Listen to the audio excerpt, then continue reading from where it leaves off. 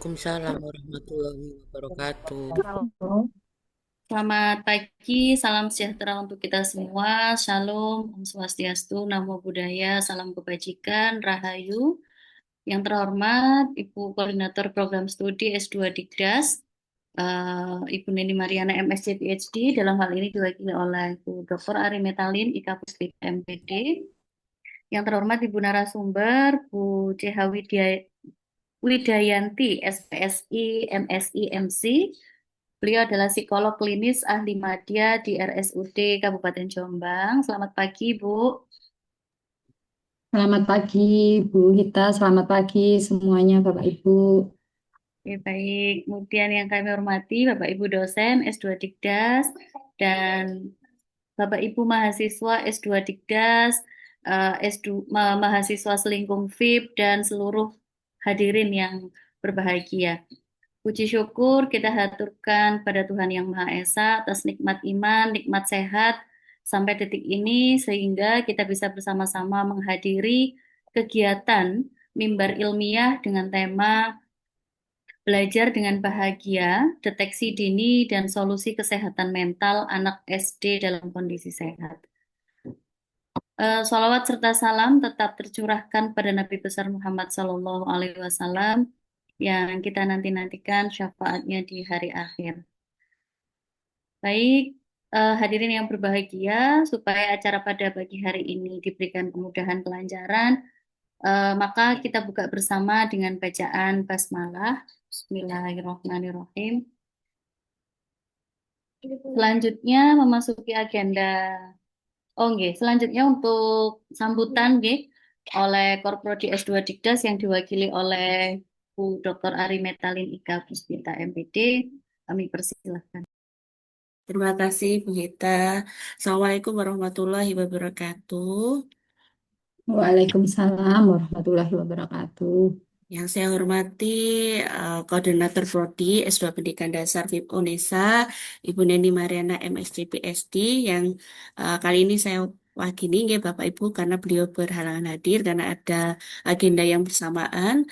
Kemudian yang saya hormati narasumber kita pada hari ini Ibu Jawi Dayanti SPSI, MSI, MPSI ya, psikolog klinis, ahli madya Rumah Sakit Umum Daerah Kabupaten Jombang. Yang saya hormati Bapak Ibu DTPS, Prodi S2 Digdas, kemudian mahasiswa program studi S2 Pendidikan Dasar yang kami banggakan. Alhamdulillahirrahmanirrahim, puji syukur kehadirat Allah Subhanahu wa Ta'ala karena atas rahmat dan karunia-Nya kita dapat berkumpul nih Bapak Ibu pada pagi hari ini dalam acara Mimbar Ilmiah Program Studi S2 Pendidikan Dasar FIP Unesa yang di bulan Februari edisi ke-1 ini mengangkat tema yang sangat menarik nggih, belajar dengan bahagia, deteksi dini dan solusi kesehatan mental anak sekolah dasar. Yang mana perlu diketahui ya Bapak Ibu, untuk mimbar ilmiah pada Februari ini akan ada 2 kali mimbar ilmiah, yaitu yang pertama mengundang psikolog ya, Ibu Widayanti. Kemudian nanti mimbar ilmiah yang kedua ini juga sangat menarik ya Bapak Ibu, Insya Allah akan dilaksanakan pekan depan dengan kita akan mengulas gitu ya tema-tema yang menarik dari hasil riset di TPS Prodi S2 Digdas. Monggo nanti Bapak Ibu untuk pekan depan juga bisa join untuk mimbar ilmiah bulan Februari edisi 2. Baik Bapak Ibu, tema kali ini adalah tema yang menarik. Kita bekerja sama dengan Bu Widya selaku psikolog klinis di RSUD Kabupaten Jombang dengan mengangkat tema belajar dengan bahagia. Ya, jadi silakan Bapak Ibu nanti untuk berdiskusi ataupun mungkin bertanya bagaimana sih caranya untuk mendeteksi anak-anak yang mungkin ya Bapak Ibu ada permasalahan di dalam pembelajaran dan bagaimana solusinya supaya anak yang kita ajar itu punya mental yang sehat sehingga nanti apa saja pengelolaan yang sudah Bapak Ibu lakukan ini bisa berhasil dan juga optimal. Jadi kalau bisa kalau Bapak Ibu menemukan sesuatu yang janggal itu bisa dideteksi nggih, sejak awal dan juga bisa dicarikan solusi yang tepat ya. Ini waktunya juga sangat pas ya Bapak Ibu, karena kita mengundang Bu Widayanti, sehingga nanti Bapak Ibu bisa mengulik ya secara optimal terkait permasalahan dan juga solusinya. Oke, Bapak Ibu, kami harapkan ya kegiatan ini tidak hanya juga berhenti ya pada diskusi pada hari ini, tetapi bagaimana nanti eh, hasil dari mimbar ilmiah ini juga sangat bermanfaat dengan Bapak Ibu melaksanakan langkah konkret dan juga praktik pembelajaran yang ada di sekolah dasar masing-masing. Akhir kata, saya mengucapkan terima kasih kepada Bu Widayanti ya sudah berkenan hadir di acara mimbar ilmiah Prodi S2 Dikdas. Dan dengan mengucapkan Bismillahirrahmanirrahim, acara mimbar ilmiah pada Februari edisi 1 ini eh, kami nyatakan dibuka. Bismillahirrahmanirrahim. Terima kasih Bapak Ibu atas kehadirannya. Akhir kata saya kembalikan kepada moderator. Wassalamualaikum warahmatullahi wabarakatuh. Waalaikumsalam warahmatullahi wabarakatuh. Terima kasih Bu Dr. Ari. Selanjutnya Bapak Ibu kita memasuki sesi inti ya, yaitu penyampaian materi oleh narasumber. Sebelum beliau menyampaikan, mungkin saya ingin menyampaikan dalam perspektif dasar psikologi pendidikan dasar nggih, izin Bu Widayanti. Jadi sekolah itu kan sebenarnya harus menjadi ruang aman ya untuk tumbuh dan tempat anak merasa diterima, kemudian anak merasa dilindungi dan bahagia untuk belajar. Tapi dalam akhir-akhir tahun ini, kita sering mendapati informasi dari media sosial, dari pemberitaan televisi, bahwa ternyata anak-anak SD itu sudah mengalami beban mental, ya, yang selama ini kita anggap sepele. Mereka hanya kita anggap sebagai itu drama, itu hanya capek gitu. Ternyata hal-hal semacam itu tidak bisa kita sepelekan, ya. Tekanan konflik pertemanan, kemudian perundungan, pola asuh yang keras, paparan gadget, sampai pada masalah ekonomi keluarga, itu ternyata bisa menjadi tingkat stres yang sangat kronis untuk anak SD. Sehingga ini jika dibiarkan, maka akan mengganggu konsentrasi, emosi, perilaku di kelas, dan bahkan resiko bunuh diri begitu ya Bapak Ibu sekalian. Dan baru terakhir kemarin kita mendengar kabar ada anak SD yang menuliskan surat dan kemudian mengakhiri hidupnya. Dan saya yakin itu bukan hanya soal masalah ekonomi ya, tapi itu faktor yang sangat menumpuk sebelumnya sehingga yang menjadi beban utama adalah masalah ekonomi. Nah, hal ini kita tidak bisa tinggal diam, Bapak Ibu. Kita sebagai praktisi di dunia SD, kita tidak bisa tinggal diam dengan kasus yang seperti itu.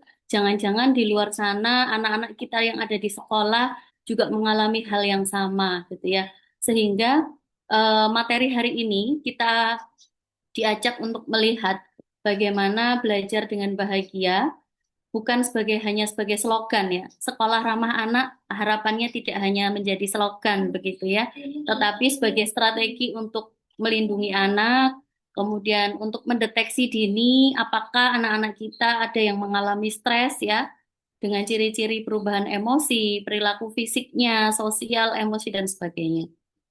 Dan itu jangan hanya dianggap sekadar anak nakal, anak manja, dan anak yang malas ya. Itu merupakan deteksi dini tingkat stres. Baik, untuk lebih lanjut kita saksikan bersama paparan yang luar biasa dari Bu narasumber, Ibu CH Widayanti, SPSI MSI PMC. Beliau adalah psikolog klinis ahli media di RSUD Kabupaten Jombang. Monggo Bu Widayanti, kami persilahkan. Baik, terima kasih Bu Hita, terima kasih juga Bu Ari ya sebagai narahubung dengan saya. Dan selamat pagi Bapak Ibu sekalian.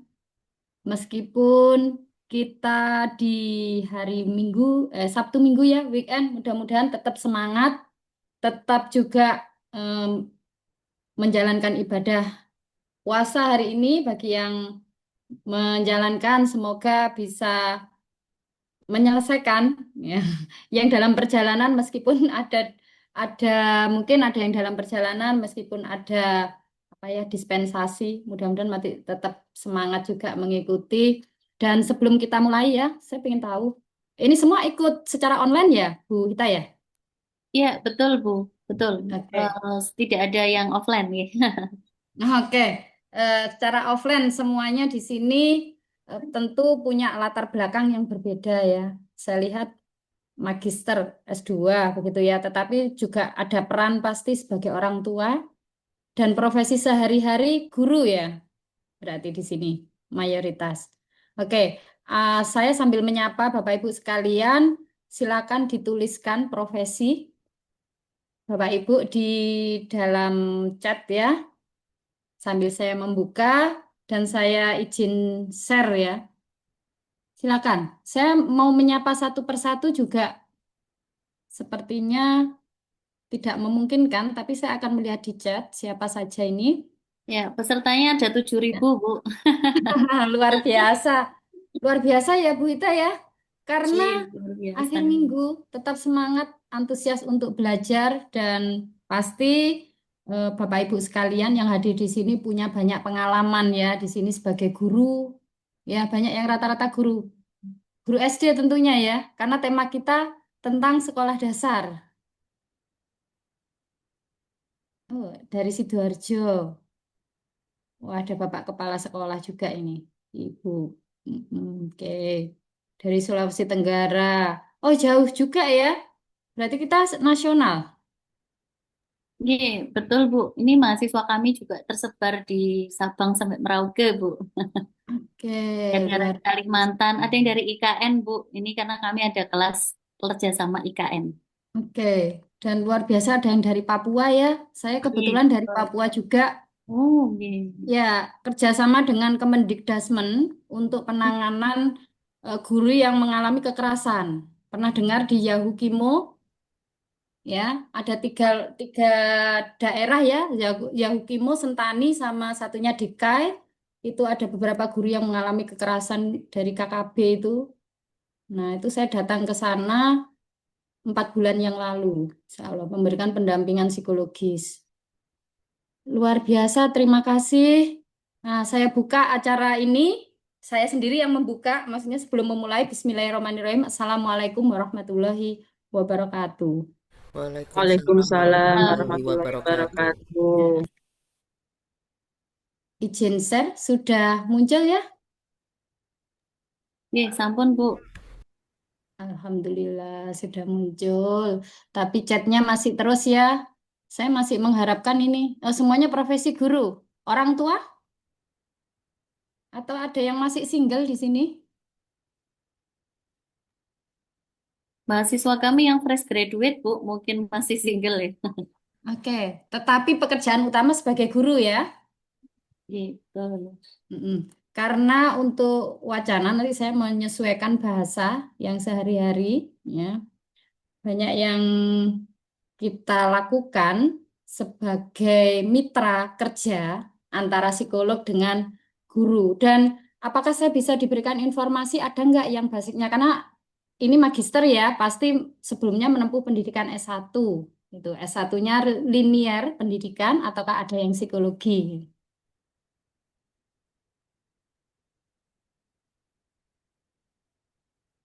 Oh, nggak bisa di chat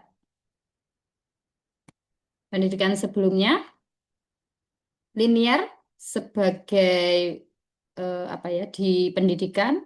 Oke, pendidikan sekolah dasar PGSD linear ya, linear Budwi Wirsa linear. Oke. Nah, jadi meskipun kita online ya, semoga tetap sama-sama aktif ini. Kita banyak diskusi nanti. Diharapkan keaktifannya bisa sambil duduk nyantai, bisa sambil duduk duduk siap, duduk formal. Silakan. S1 PGSD, oke, rata-rata S1 PGSD ya. Ya.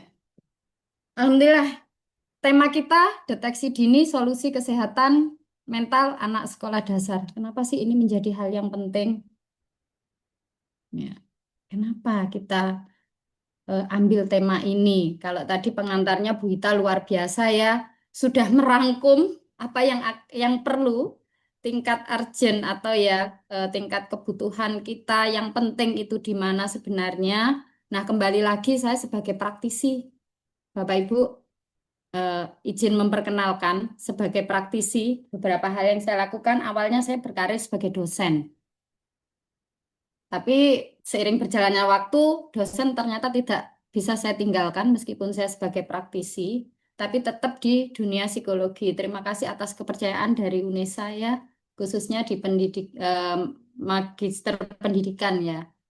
Nah, beberapa hal yang sudah kami ya, kita berarti bersama, kami lakukan bersama, itu banyak hal yang terkait dengan pendidikan, dunia pendidikan tentang anak berkebutuhan khusus, tentang pengenalan terhadap milestone anak di pendidikan dasar gitu, sampai pada mereka yang mengalami gangguan. Jadi yang tadi saya sampaikan pendampingan dengan guru yang mengalami korban kekerasan itu saya dengan Kemendikdasmen itu kerjasamanya dengan Kresnahimsi ini. Memang menangani kebencanaan. Jadi kenapa saya singgung ini sangat berkorelasi di dunia pendidikan, di mana kita nyebut bencana itu kan tidak hanya bencana alam sebenarnya. Jadi kekerasan itu masuk di sini. Nah, saya singgung di sini karena deteksi dini ini cukup luas sebenarnya. Luas sekali cakupan deteksi ini. Yang seperti apa? Nah, harapannya sebagai garda depan, sebagai pendidik, guru, ini bisa menangkap apa yang menjadi kebutuhan dasar, kebutuhan utama dari anak-anak didiknya. Bahkan kita tahu ya, orang tua itu kebanyakan bekerja. Bapak Ibu di sini banyak yang bekerja juga kan? Nah, anak-anak sekolah, kemudian pulang, Bapak Ibu bekerja, pulang, bahkan yang sekarang saat ini pendidikan bisa saja malam masih begadang, kira-kira anaknya siapa yang memperhatikan?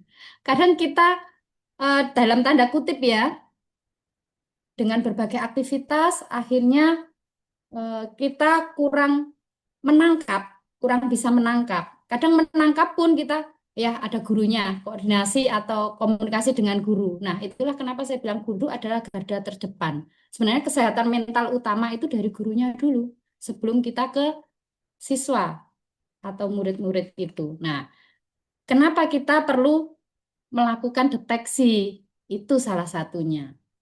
Tadi sudah disampaikan Bu Hita ya, terima kasih terkait dengan anak. Kondisi saat ini banyak hal-hal yang viral, tentu yang suka lihat medsos gitu, scroll gitu. Anak saya nilai matematikanya nol. Ah, nggak apa-apa. Sekarang ada yang namanya kalkulator gitu. Anak saya kurang tanggap bahasa Inggris. Ah, nggak apa-apa. Ada Google Translate gitu.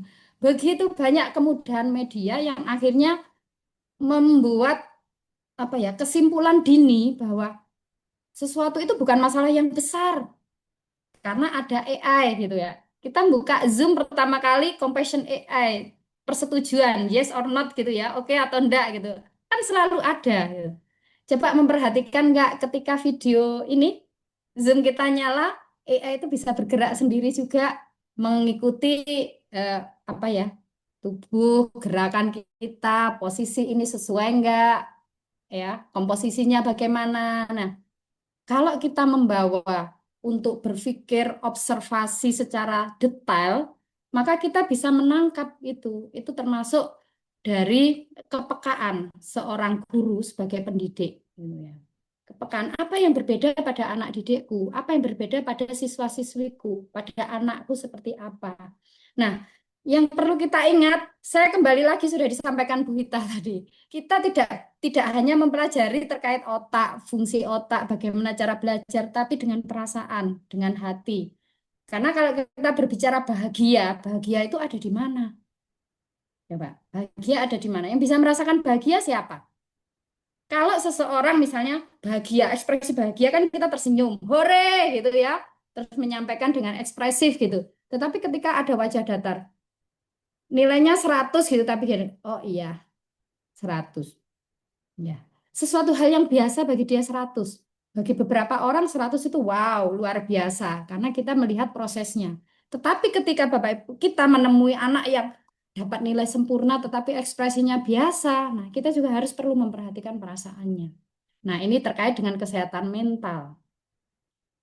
Kalau kita lihat kesiapan belajar, tentu ini balik lagi. Kenapa pemerintah punya aturan 7 tahun baru boleh masuk SD, begitu ya? Nah, tetapi ternyata kenyataannya kelas 1 SD itu di sini ada Bapak Ibu guru yang kelas 1 mengampu anak didiknya kelas 1. Ada nggak? Ada nggak yang diampu kelas 1? Kita sambil diskusi ya sebenarnya sesi demi sesi supaya lebih enak nanti. Oke. Bisa dan banyak kita temui. Belum ada 7 tahun sudah masuk SD. Diperhatikan nggak secara milestone perkembangannya dari tahun, dari tingkat-tingkat itu apa yang terjadi? Ini baru berbicara dengan kesiapan belajarnya. Nah, belum lagi masalah emosi anak yang sering terlihat, itu dampaknya besar. Ada nggak anak yang menolak untuk berada di dalam kelas? Ada nggak anak yang minta ditunggui? Ini yang awal-awal masuk sekolah gitu ya. Nah, ini yang menjadi sebenarnya menjadi observasi atau catatan khusus. Ada problem nggak? Secara psikologis, saya akan menunjukkan data juga di sini. Nah, nih. Kalau kita lihat gambaran masalah kesehatan jiwa di Indonesia dari data dari Kementerian Kesehatan ya, kita lihat di sini aja nggak jauh-jauh anak dan remaja. Gambaran kekerasan, perundungan yang saya sampaikan tadi ya, kekerasan, perundungan. Ini data dari UNICEF sama NEMHS ya, apa ini National Adolescent Mental Health Survey. Ini tahun 2021, belum ada lagi yang baru saya temukan. 2 dari 3 anak di usia 13-17 itu mengalami setidaknya satu jenis kekerasan ya. Kemudian yang di usia sekolah dasar di sini mereka mengalami perundungan yang setidaknya beberapa kali dalam sebulan. Nah, mirisnya kita melupakan. Kadang saya banyak menemui, tapi saya mudah-mudahan tidak ada di sini ya. Ada anak yang melaporkan, Bu Guru, Pak Guru, si A, si B itu ngolok-ngolok motor sepeda saya bannya digembosi, sepatu saya ditaruh di atas itu dilempar di genteng gitu. Bagaimana reaksi Bapak Ibu?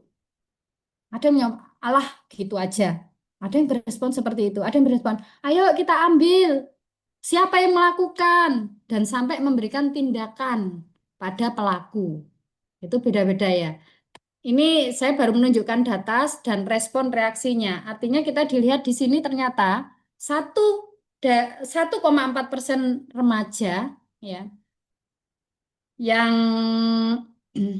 yang remaja ini data kasus itu memiliki pikiran untuk bunuh diri dalam 12 bulan terakhir. Bahkan saat ini banyak tadi sudah disampaikan beberapa contoh kasus dari Bu Hita ya, dan prevalensi gangguan cemas pada remaja itu yang usia 10 tahun, ini artinya sekolah dasar yang menjelang akhir ya, mulai kelas 5 dan 6 itu 3,7% datanya. Cukup tinggi ya dan banyak kasus bunuh diri yang di medsos itu hanya sebagian kecil, yang dipublikasi hanya sebagian kecil. Kalau kita lihat data itu ternyata masih besar, ya, lebih besar lagi. Dan ini meningkat dari tahun ke tahun, termasuk bagaimana mereka terpapar. Nah ini ada kesenjangan di sini ya. Ini saya tidak membahas sampai ke gangguan jiwanya, hanya pada gejala ke arah sana. Gangguan jiwanya sudah cukup besar, yang ini menjadi darurat kondisi mental. Nah, kapan kita harus melakukan yang namanya screening? Ya, screening untuk melihat apakah mengalami gangguan atau gejalanya dulu. Screening kesehatan jiwanya atau screening kesehatan mental. Ini ada daftar 10 besar penyakit. Jadi kalau kami itu mendata 10 besar penyakit ya dari semua spesialisasi yang ada, dan di usia 5 sampai 9 tahun itu menduduki peringkat ke-7 terkait kesehatan mental. Dan di 10 sampai 14 tahun itu menduduki peringkat kedua. Artinya di tempat panjenengan ini ya, Bapak Ibu sekalian di sini kan saya lihat riwayatnya apa latar belakang sebagai pendidik di sekolah dasar, kita cukup perlu mewaspadai ini. Ya, sini dan ini. Jangan sampai ini menjadi yang pertama. Saat ini fokus kita memang banyak di kesehatan mental. Nah, kasus yang lebih berat lagi, kurang di bawah 15 tahun yang mengalami depresi di Indonesia ternyata 1,4% penduduk yang usia kurang dari 15 tahun mengalami depresi. Dan kalau kita sudah tahu ada resiko bunuh diri, ya bahkan sudah melakukan pencobaan, itu tergolong depresi yang berat. Padahal kalau kita bisa mendeteksi dari awal gejala-gejala itu, tidak sampai pada depresi yang berat, masih gejala. Lah di gejala ini kalau kita bisa mensikapi dengan lebih lebih bijak, maka otomatis sebagai garda depan untuk mengatasi jangan sampai terjadi gangguan jiwa yang lebih berat. Nah, ini jadwal screening. Berapa kali sebenarnya kita perlu melakukan screening? Untuk usia 6 tahun, 1 tahun sekali, kita perlu lakukan screening. Jadi bisa dibayangkan nanti kalau di sekolah minimal setiap tahun ada screening tentang kondisi kesehatan mental anak didik. Usia 6 tahun, usia 10 tahun, usia 12 tahun. Oke lah, setiap tahun di sekolah dibuat program screening kesehatan mental atau kesehatan jiwa untuk siswa-siswinya. Nah, itu lebih baik lagi. Mengapa sih ini kaitannya? Jangan sampai itu terjadi ya, sampai gangguan jiwa berat. Mengapa belajar ini, eh, belajar terutama belajar dengan bahagia itu penting? Nah, sudah disampaikan juga nih tadi, anak yang sehat secara mental itu sebenarnya bukan berarti mereka tidak pernah mengalami yang namanya sedih, tidak pernah mengalami yang namanya marah, kecewa, bukan. Normal sekali. Setiap orang, setiap anak bisa mengalami emosi-emosi yang berbeda. Nah, tetapi ketika seorang anak itu mampu memahami dan juga mengelola emosinya dengan baik dan juga mendapat support system atau dukungan lingkungan yang baik, itu akan sangat membantu mereka untuk menguatkan fondasi, juga membantu mereka memiliki kesehatan mental yang lebih baik. Kalau kesehatan mentalnya bagus, maka tentu saja prestasinya juga akan lebih optimal. Karena kalau kita lihat ya, anak yang bahagia, kembali lagi anak yang bahagia, pasti ketika belajar mereka akan lebih fokus. Mereka juga berani mencoba dan memiliki tingkat resiliensi yang cukup bagus. Ketika mereka jatuh, gagal, normal nggak seseorang itu gagal? Em, Membuat kesalahan misalnya. Normal sekali. Siapa sih manusia yang tidak pernah berbuat salah? Semua. Nah, ketika menyadari apa yang eh, kesalahan yang dilakukan, kekurangannya, sadar saja, maka mereka akan bisa bangkit, tahu, dan kemudian gila ini yang disebut sebagai kemampuan resiliensi. Ya, lanjut. Nah, yang perlu dipahami, Bapak Ibu sekalian, terkait kesehatan mental anak sekolah dasar ya, kalau kita lihat dari definisi kemampuan anak yang seperti apa yang dikatakan sehat mental, itu yang pertama yang tahu, mengenali, ya, memahami, tahu, dan bagaimana bisa mengekspresikan emosi. Makanya saya sampaikan tadi, ketika seseorang bahagia, respon ekspresi emosinya seperti apa? Kalau dapat suatu prestasi yang bagus tapi dia biasa-biasa saja, artinya kita nyebut afek emosi datar, itu termasuk gejala. Itu jadi catatan ya. Red flag, red flag sebagai pendidik itu dicatat di situ. Oke. Terus kemudian bisa menjalin relasi sosial yang sehat. Artinya mereka punya teman. Kita lihat banyak anak-anak yang lebih memilih menyendiri. Kemudian kalaupun banyak bersama berkumpul teman dia diam saja, hanya menjadi pengamat. Terus bisa dilihat cara duduknya saja. Kalau dia memilih menjauh, ya, seperti punya ruang lingkup sendiri. Nah, ini red flag. Artinya secara mental ada gejala yang kurang, ada gejala terkait dengan kesehatan mental. Kemudian terkait tuntutan belajar yang sesuai dengan tahap perkembangan. Oke, Di sini saya ingin tanya nih, silakan dibantu di chat. Saya ingin tahu ya Bapak Ibu, milestone perkembangan anak. Kapan saat itu jadi perhatian atau red flag eh, di mana mereka menghadapi tuntutan belajar. Misalnya di akademik gitu. Ada yang bisa menuliskan di sini ya? Yuk, red flag perkembangan anak. Red itu kan merah, flag itu bendera gitu ya. Jadi bendera merah itu artinya waspada, waspada begitu ya. Silakan, apa yang perlu kita waspadai melihat red flag atau milestone perkembangan anak usia dasar? Ada yang tahu?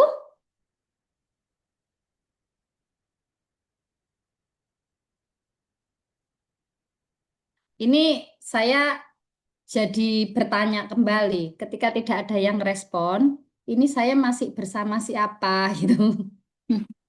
Monggo Oke, Bapak Ibu di monggo. mungkin Bu. Oh ya, ada yang raise hand. Silakan Bu Tanti. Ini. Terima kasih, Ibu. Luar biasa. Tadi saya menyimak walaupun izin beberapa kali off cam juga. Red flag yang saya temukan, Ibu, mohon izin di selama saya mengajar sekolah dasar itu betulnya sangat luar biasa, Ibu. Jadi ketika satu, tadi kan ada yang diem, menyendiri kayak gitu ya. Ada juga kadang anak itu yang mungkin berlebihan juga. Jadi jadi oposit ya. Kebalikannya itu juga perlu saya waspadai juga di sana. Nah, eh, bahagianya berlebihan itu saya juga menemukan. Bahagianya berlebihan, kalau marah berlebihan itu juga saya menemukan beberapa murid saya. Bahkan Ibu, saya pernah menangani beberapa tahun lalu itu murid saya itu kalau marah dia itu ambil tali penolong untuk pramuka itu dia tarik ke lehernya, dia bilang saya mau gantung kayak gitu. Oh. Nah, seperti itu Ibu. Nah, ketika saya telusuri dan mohon maaf walaupun dia berbeda agama dengan saya gitu ya. Saya itu sempat kebingungan Ibu sebetulnya bagaimana cara menangani anak-anak seperti ini itu karena seperti itu di luar kapasitas kami sebagai guru itu jauh sekali. Kami hanya mempelajari bagaimana menenangkan anak di level dasar sekali Ibu. Jadi kami tidak apa ya kemampuan kami untuk menjangkau itu hanya menggunakan hati nurani istilahnya. Kami dudukkan dia, kami elus, kami belikan afirmasi. Coba kamu stop dulu, ambil sikap stop gitu ya. Kalau kami dalam Islam mengetahuinya itu adalah stop dulu. Coba hentikan segala sesuatunya advent saya gitu ya namanya dia advent gitu. Coba sekarang apa yang bisa kamu lakukan untuk membantu dirimu sendiri. Saya bilang kayak gitu. Kamu butuh berapa menit, Nak? Saya bilang kayak seperti itu. Mau 10 menit, mau 5 menit. Nanti kalau dia sudah mengangguk, ya saya persilahkan dulu dia di depan kelas itu dia nanti murung menangis seperti itu. Nanti kalau sudah dia itu ke kamar mandi ambil air wudhu walaupun mohon maaf dia berbeda berbeda keyakinan dengan saya tapi setidaknya saat itu menyelamatkan dia gitu. Nanti dia masuk lagi ke kelas dan udah kayak nggak ada apa-apa. Padahal 10 menit yang lalu dia tuh mau gantung gitu lah istilahnya. Nah, itu tuh menguras tenaga saya juga di kelas, Ibu. Jadi ketika kita mau menyampaikan materi, kita harus mengajarkan ilmu relaksasi dulu dan lain sebagainya. Seperti itu yang saya temui, Ibu, di kelas kami. Iya, luar biasa. Terima kasih Bu Tanti ya. Pengalamannya banyak sekali. Yang guru-guru yang lain tentu juga pernah punya hal-hal yang seperti itu. Ini red flag, ini red flag, ini catatan nih. Artinya mereka punya problem terkait kesehatan mental. Nah, kalau kita bawa di pendidikan, ya, di kasus pendidikan, di mana milestone anak, ya, nanti Bu Tanti, apa yang harus saya lakukan setelah ini capek dan sebagainya, ikuti sampai terakhir. Kalau ada pertanyaan, silakan dituliskan di kolom chat, gitu ya. Kita kesepakatannya gitu. Kita buat kesepakatan di awal ya. Mohon maaf ya Bu Ita ya, izin. Supaya nanti tidak terlupakan, silakan ditulis pertanyaannya pada saat memberikan. Dan luar biasa, terima kasih ya.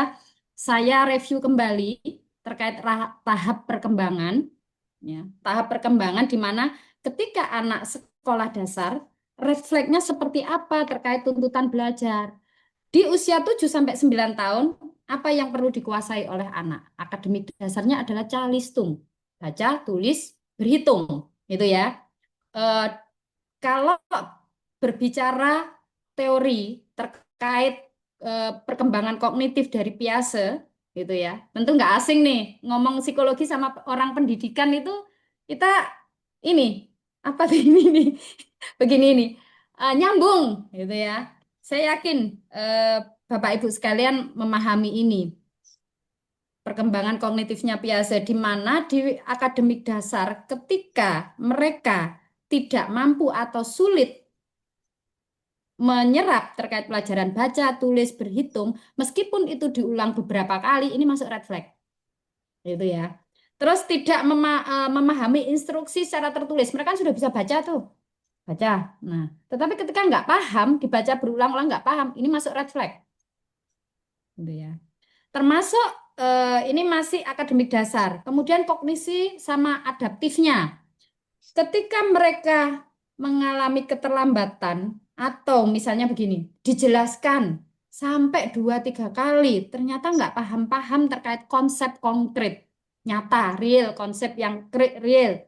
Nah, itu masuk red flag. Termasuk ketika ada ketergantungan terhadap fungsi dan peran guru. Sedikit-sedikit bu guru, sedikit bu guru, termasuk secara emosional, kasus yang disampaikan oleh Bu Tanti tadi.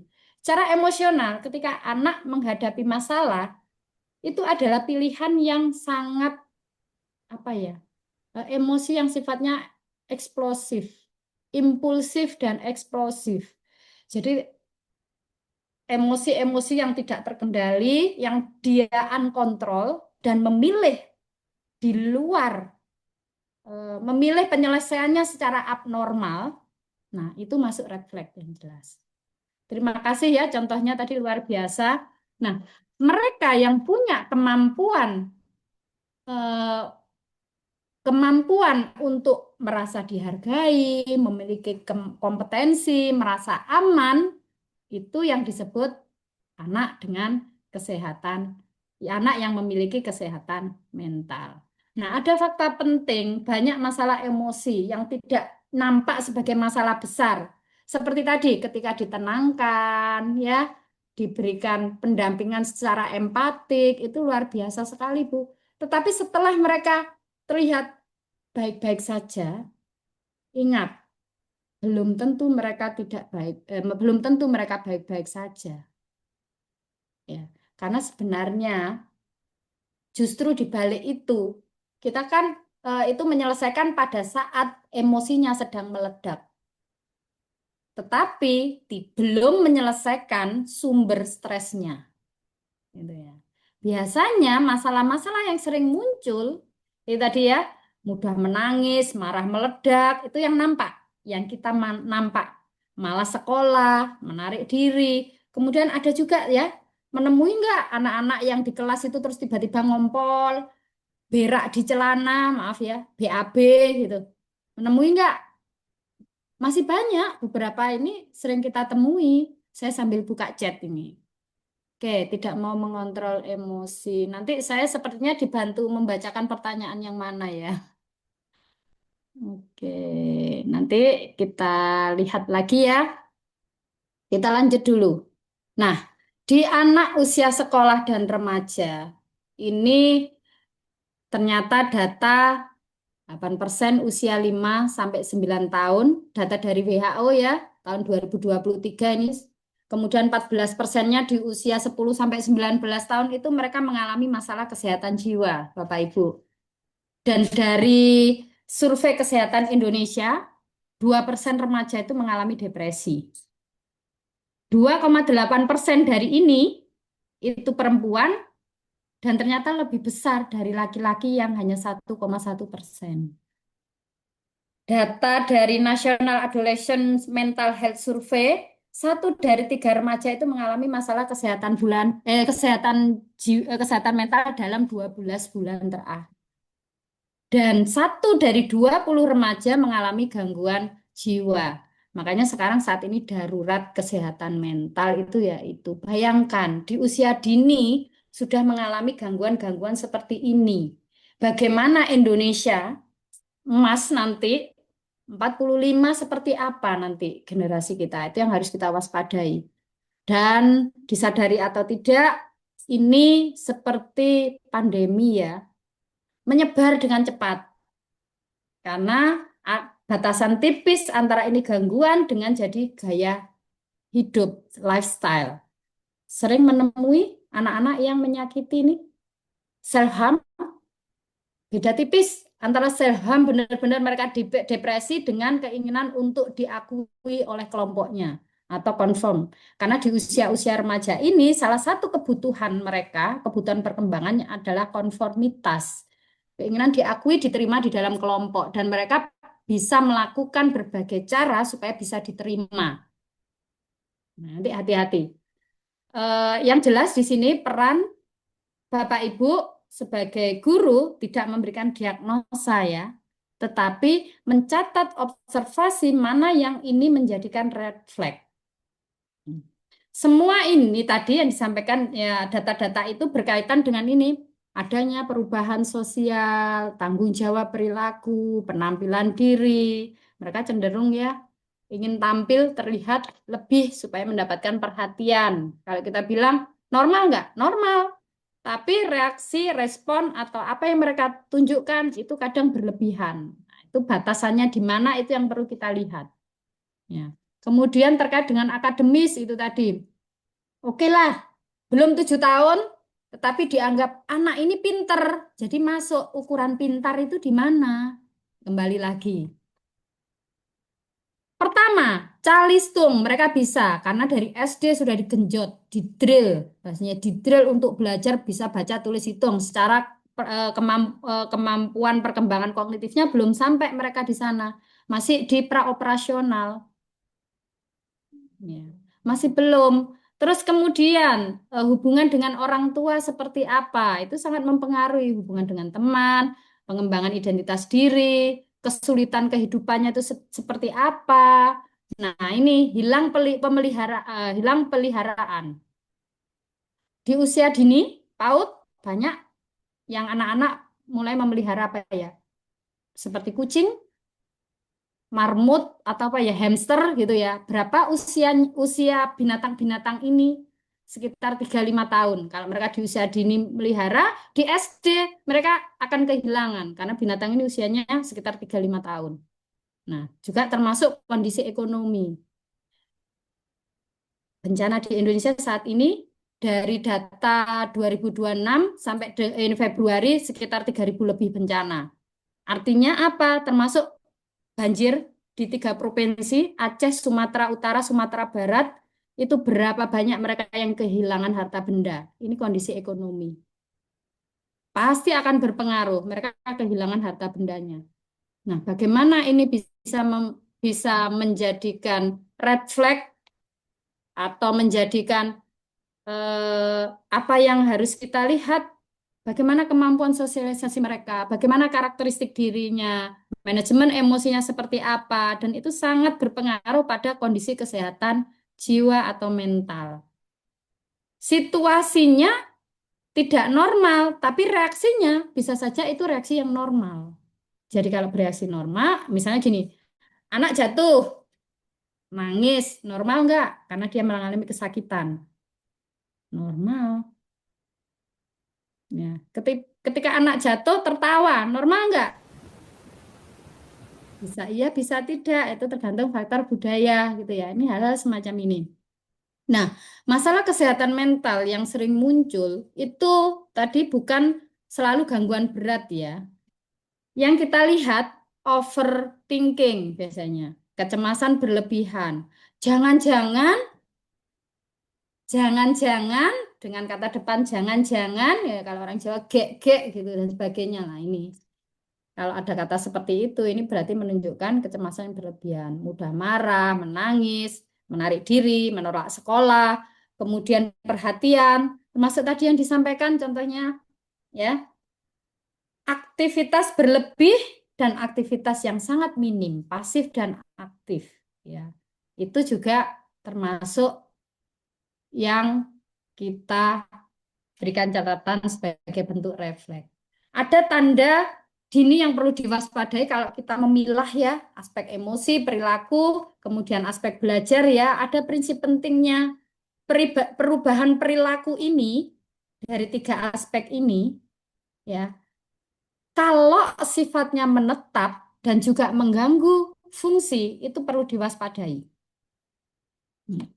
Misalnya di aspek emosi, anak-anak yang mudah takut, anak-anak yang sensitif atau murung, kemudian reaksi emosi yang berlebihan, marah gitu, marah ya marah aja. Ada beberapa anak yang marah itu sampai melempar barang, merusak barang, mengancam menyakiti dirinya. Ya, itu reaksi emosi yang berlebihan. Kemudian di aspek perilaku, ada perubahan perilaku yang mendadak, dari yang agresif, terus kemudian bisa sangat pasif, kemudian ada penolakan untuk sekolah, itu perilaku ya, dan ketergantungan berlebihan pada orang tua. Nggak bisa ditinggal, mau melakukan apa-apa, lihat apa kata ibu, kata apa kata bapak, gitu ya, kemandiriannya kurang ini di aspek perilaku. Kemudian di aspek belajar, misalnya cenderung menghindari tugas, terus kemudian tiba-tiba prestasi menurun tanpa sebab akademik yang jelas, ada konsentrasi yang mudah terpecah, gitu ya. Itu kita perlu mewaspadai. Nah, faktor resiko yang sering kali terjadi itu seperti apa? Nah, ini ada beberapa faktor resiko. Yang pertama terkait pola asuh. Ada beberapa orang tua yang anaknya nilainya nggak 100 itu nggak apa-apa. Contoh di awal tadi ya, matematika nilai 0, nggak apa-apa, ada kalkulator. Gitu ya, misalnya. Bahasa Inggris nggak bisa, nggak apa-apa, ada Google Translate.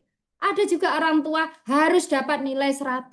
Gitu. Kalau nggak 100, orang tua bisa marah, anak dihukum, hukumnya bisa verbal, bisa fisik gitu ya. Terus kemudian di lingkungan sekolah yang tidak aman, apa yang bisa menjadi faktor resiko? Pemberian label. Kadang nggak sadar loh, tidak hanya orang tua, guru pun memberikan label. Lambat mengerjakan begitu saja, susah, gak kayak teman, kamu itu paling bandel, paling nakal gitu. Label-label seperti itu tolong dijaga. Ya, bagaimana kita bisa memberikan pembelajaran yang empatik, membuat anak senang, sementara lingkungan sekolah ini membuat anak merasa terancam dan tidak aman. Pemberian label, bullying ini ya. Terus kemudian tuntutan akademik yang tidak sesuai kemampuan. Ini kurang keterampilan regulasi emosi, bagaimana menghadapi permasalahan, bagaimana berespon dan bereaksi ketika ada suatu masalah gitu ya. Termasuk di dalamnya minim validasi emosi. Misalnya gini, ada anak nangis. Apa yang biasanya ditanyakan? Kenapa kamu nangis? Itu Bu, di teman-temannya yang jawab misalnya, itu Bu, tadi dikerjain ini. Gitu aja nangis gitu. Nah, apakah itu bentuk respon empatik dari seorang pendidik, dari orang tua terhadap kondisi emosi anak? Tentu tidak. Tetapi beda ketika kita mengatakan misalnya gini, kamu sedang sedih ya. Oke, bisa menceritakan apa yang menyebabkan kamu sedih. Jadi tidak menggunakan kalimat kenapa, hati-hati. Kata kenapa itu seringkali membuat orang terpojok. Nah, sementara anak ini butuh validasi emosi. Dukung, kasih support. Oke, kamu sedih. Oke, kamu marah. Atau misalnya tanyakan apa yang sedang kamu rasakan. Itu ya. Nah, sebenarnya peran siapa sih? Kenapa kita harus melakukan deteksi dini? Semua berperan dalam ini. Orang tua, guru, termasuk psikolog. Dan itu dibagi peran-perannya masing-masing. Orang tua diharapkan peka ya, diharapkan artinya bisa ya bisa tidak. Diharapkan orang tua bisa peka terhadap perubahan emosi dan perilaku. Kemudian bisa mendengarkan tanpa menghakimi. Misalnya anak bercerita ini di misalnya ada temannya yang berbuat jahat, membuat dia terluka atau misalnya anak ini jahil. Anak-anak ini lumayan juga Jahil, kalau kita bilang, oh kreatif sekali kamu, gitu ya. Nah, artinya kalau jahil, oh ini kamu jahil, oh ini kamu sendiri yang menjadi penyebab. Itu kan seperti judgment anak. Artinya mereka akan melihat bahwa kita di label salah satunya, dihakimi. Nah, yang namanya mendengarkan itu benar-benar kita memperhatikan dari awal sampai akhir. Apa yang kira-kira menjadi kebutuhan? Apa yang terjadi? Kebutuhannya seperti apa? Nah, sebagai orang tua juga tidak hanya fokus pada nilai ya. Kalau nilainya turun, apa yang menjadi penyebab? Gitu ya. Kemudian kita ke peran guru. Yang jelas fungsinya mengamati fungsi anak di kelas seperti apa dan bisa membedakan ini tidak mau ataukah ini tidak mampu gitu ya. Apa yang membedakan? Misalnya ya kalau tidak mau itu misalnya anak menolak untuk mengerjakan tugas gitu ya. Alasannya misalnya saya nggak mau, saya nggak suka gitu. Nah, itu red flag. Anak melemparkan benda misalnya di waktu bermain gitu ya, bermain, kemudian nggak mendapatkan keinginannya, pengen main main mobil-mobilan, tapi dipegang temannya, dia pengen, nah terus kemudian dia melempar itu, itu ya. Terus kemudian contoh lagi, kalau menolak berbagi mainan gitu, terus kemudian nggak mau membersihkan kamar misalnya atau melakukan tugas rumah tangga, membantu di rumah itu tidak mau. Tidak mampu seperti apa? Kalau kesulitan mengerjakan tugas karena tidak memahami materi pelajaran misalnya. Kemudian anak cenderung minta bantuan eh, orang lain untuk mengerjakan tugas. Misalnya ada PR, dia bisanya kalau ada yang mendampingi, entah guru, orang tua gitu ya, atau dikasih tugas, minta gurunya mendampingi terus gitu. Contoh yang nggak mampu, misalnya nggak mampu lainnya ya, kalau anak nggak bisa menyelesaikan tugas, misalnya karena keterbatasan motorik atau kognitif, misalnya dikasih tugas menggambar, dia gambarnya kurang sesuai dengan yang diharapkan atau bagaimana, itu ya bisa dibedakan ya antara tidak mau dan tidak mampu. Sudah bisa membedakan? Saya sambil cek. Oke. Nah, gimana cara membedakannya? Perhatikan, yang pertama adalah dengan memperhatikan bahasa tubuhnya. Ekspresi wajahnya juga kita lihat. Kalau anak menunjukkan frustasi, misalnya ya kesedihan, mungkin saja dia merasa nggak mampu. Dan apa yang bisa dilakukan, tanyakan kepada anak alasannya, kenapa tidak mau mengerjakan tugas. Nah, kalau misalnya anak menjawab, saya nggak tahu, saya nggak bisa. Atau mungkin mutisme selektif, artinya dia diam membisu, nggak mau ngomong sama sekali.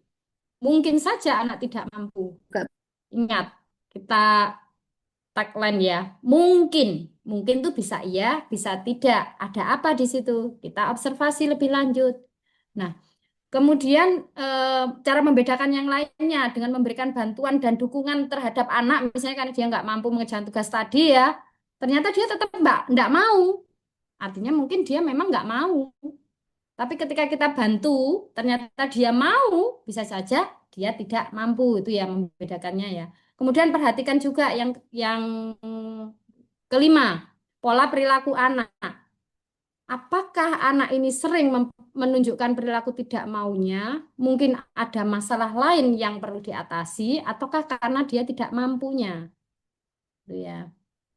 Ini contohnya misalnya ya, anak nggak mau mengerjakan soal matematika gitu. Yang ditanyakan guru, apa yang membuat nggak mau mengerjakan tugas ini? Nah, kalau anak jawabnya saya nggak tahu caranya, berarti yang perlu dilakukan seorang guru adalah apa? Oke, ibu akan membantumu, misalnya begitu ya. Oke, mari kita kerjakan sama-sama. Mana yang kamu nggak bisa? Mulai dari mana? Yang kamu bingung? Gitu. Itu mendampingi. Nah, artinya apa? Anak yang mungkin tidak mampu karena tidak memahami materi pelajaran yang bukan karena tidak mau, ini guru punya peran memberikan ruang aman secara emosional. Kursor saya. Oke. Nah, dan peran psikolog di sini saya melakukan asesmen perkembangan dan emosional, termasuk screening dini dari observasi, wawancara, ada alat ukur yang akan diberikan. Setelah didapatkan, kalau psikolog bisa memberikan diagnosa ya, nanti baru intervensinya apa yang perlu kita buat. Prevensi, sifatnya preventif dulu, supaya apa? Tidak terjadi gangguan yang lebih berat lagi. Bukan hanya kuratif. Ketika sudah diberikan preventif, kuratifnya dilakukan. Gitu ya. Nah, prinsip ketika melakukan deteksi dini, ini dari sudut pandang keilmuan kami, fokusnya, keilmuan psikologi ya, sebenarnya semuanya ini fokusnya pada perubahan perilaku ya, bukan semata-mata pada satu kejadian. Satu kejadian belum tentu bisa mewakili kondisi perubahan perilaku yang terjadi. Jadi perlu dilihat durasinya, intensitasnya, dan dampak fungsinya itu seperti apa. Dan kemudian kita bandingkan tahap perkembangannya. Membandingkannya itu bukan dengan anak yang lain, tetapi tahap perkembangan pada setiap anak. Gitu ya. Dan peran kita semua yang jelas memberikan deteksi dini. Ingat, deteksi dini itu bukan memberikan label. Yuk, kita latihan. Misalnya, label. Anak nakal itu label atau bukan? Label, Bu. Apel, Oke, Bu. ya, good. Nah, bagaimana cara kita memberikan apa ya, menuliskan atau memberikan observasi, menyampaikan hasil yang kita tangkap, tapi tidak dengan memberikan label, dengan kalimat yang asertif, dengan komunikasi yang lebih baik. Kita lihat situasinya. Ya, misalnya, anak nakal sebenarnya apa sih situasinya? Setiap kali mendapatkan pelajaran atau guru menjelaskan tentang setiap kali pelajaran matematika katakanlah, ketika guru menjelaskan, anak ini selalu atau seringkali membuat temannya merasa tidak nyaman atau apa yang dilakukan. Jadi tidak melabel nakalnya, tetapi apa yang dilakukan. Karena tentu, karena bisa jadi itu tidak terjadi di pelajaran yang lain. Hanya di pelajaran tertentu. Itu salah satu contoh saja ya. Jadi tidak memberikan label. Kemudian satu contoh, instrumen. Ini boleh, ini berkembang, ini bisa dipakai secara umum dan ada pendekatannya. Ada beberapa jenis instrumen masalah kesehatan mental. Ya, terkait masalah kesehatan mental. SDQ itu bisa dipakai. Banyak ya instrumen yang bisa dipakai, salah satunya SDQ. Itu apa? Strength and Difficulties Questionnaire. Ini digunakan untuk menilai perilaku dan emosi anak yang berusia 4 tahun sampai 18 tahun. Dan ini bisa menggambarkan kondisi dalam 6 bulan terakhir. Ini sampai saya berikan tanda merah. Ini sebagai guideline. 6 bulan terakhir perilaku yang muncul. Ya, SDG isinya 25 pernyataan, di mana ada 5 domain yang dilihat. Masalah perilaku, ada 5 butir, masalah emosi juga 5 butir, hiperaktif, inatensi tadi ya. Yang problemnya Bu Tanti bisa lihat dari sini nanti kalau mau mengukur. Terus kemudian masalah hubungan dengan teman sebaya dan juga ada domain perilaku prososial yang mendukung itu seperti apa. Kalau untuk 4 sampai 10 tahun itu bisa diisi orang tua, pengasuh atau guru yang memahami kondisi anak ya. Kalau usia 11 sampai 17 tahun itu bisa diisi sendiri atau bisa melalui wawancara dengan ditanya apa yang kamu alami ini benar nggak menggambarkan seperti ini gitu ya. Sebenarnya SDG ada 3. Jadi untuk anak usia 4-10 tahun, untuk anak 11 sampai 17 tahun dan 18 tahun ke atas dewasa. Ini salah satu screening yang sangat mudah yang bisa digunakan dengan apa ya, dengan khususnya yang mendapatkan pelatihan khusus untuk instrumen ini. Dan sebenarnya ada banyak instrumen ya. Ini gambarannya ada 3 bagian. Yang pertama terkait identitas, kemudian pernyataannya, nanti tinggal memberikan tanda centang, ada pertanyaan ya, mempedulikan perasaan orang lain. Tidak benar, agak benar, selalu benar. Ini dicentang. Usahakan tidak memberikan yang tengah. Mana nih? Lebih cenderung mana? Yang nggak benar atau yang benar? Gitu ya. Usahakan. Tapi kalau kadang muncul, kadang enggak, ya bolehlah yang tengah. Tapi usahakan antara ini dan ini. Gitu ya. Nah, semuanya sama. Kemudian di bagian 3 ada scoring ya. Scoring ini identitas, pernyataan, yang bagian 3 scoring. Nah, yang di sini untuk 4-11 tahun, yang di sini untuk 11 sampai 17 tahun. Jadi sampai sebelum 18 tahun bisa pakai ini. Yang 18 tahun nanti beda lagi. Saya nggak memberikan contoh karena di sini sekolah dasar, jadi usianya ya ini yang kita pakai. Gitu ya. Dan apa yang bisa kita lihat interpretasinya? Ada skor kesulitan total ya, gejala emosinya seperti apa gitu. Semoga masih cukup ya. Biasanya materi seperti ini minimal 4 JP Bu Wita dan Bapak Ibu sekalian. Saya agak cepat aja karena temanya deteksi dini, solusi, jadi deteksi dini harus dimatangkan.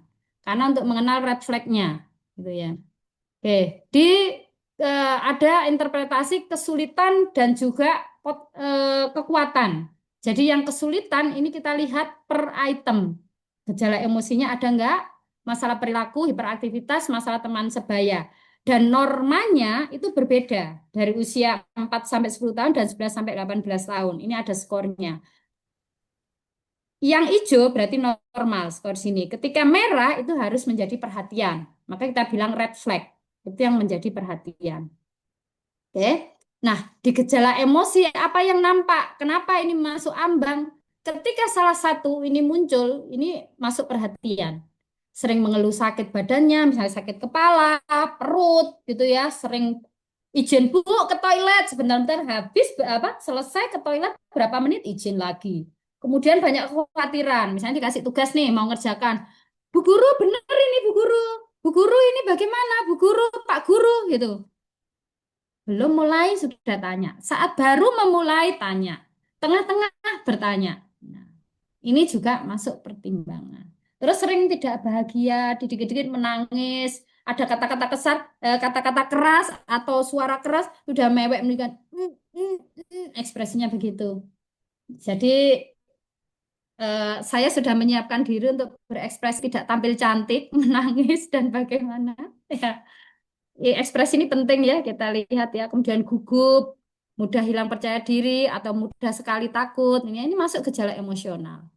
Dan gejala perilaku seperti ini, marah yang meledak-ledak tadi ya, sampai membanting, merebut mainan, merebut buku tanpa ini itu masuk di situ.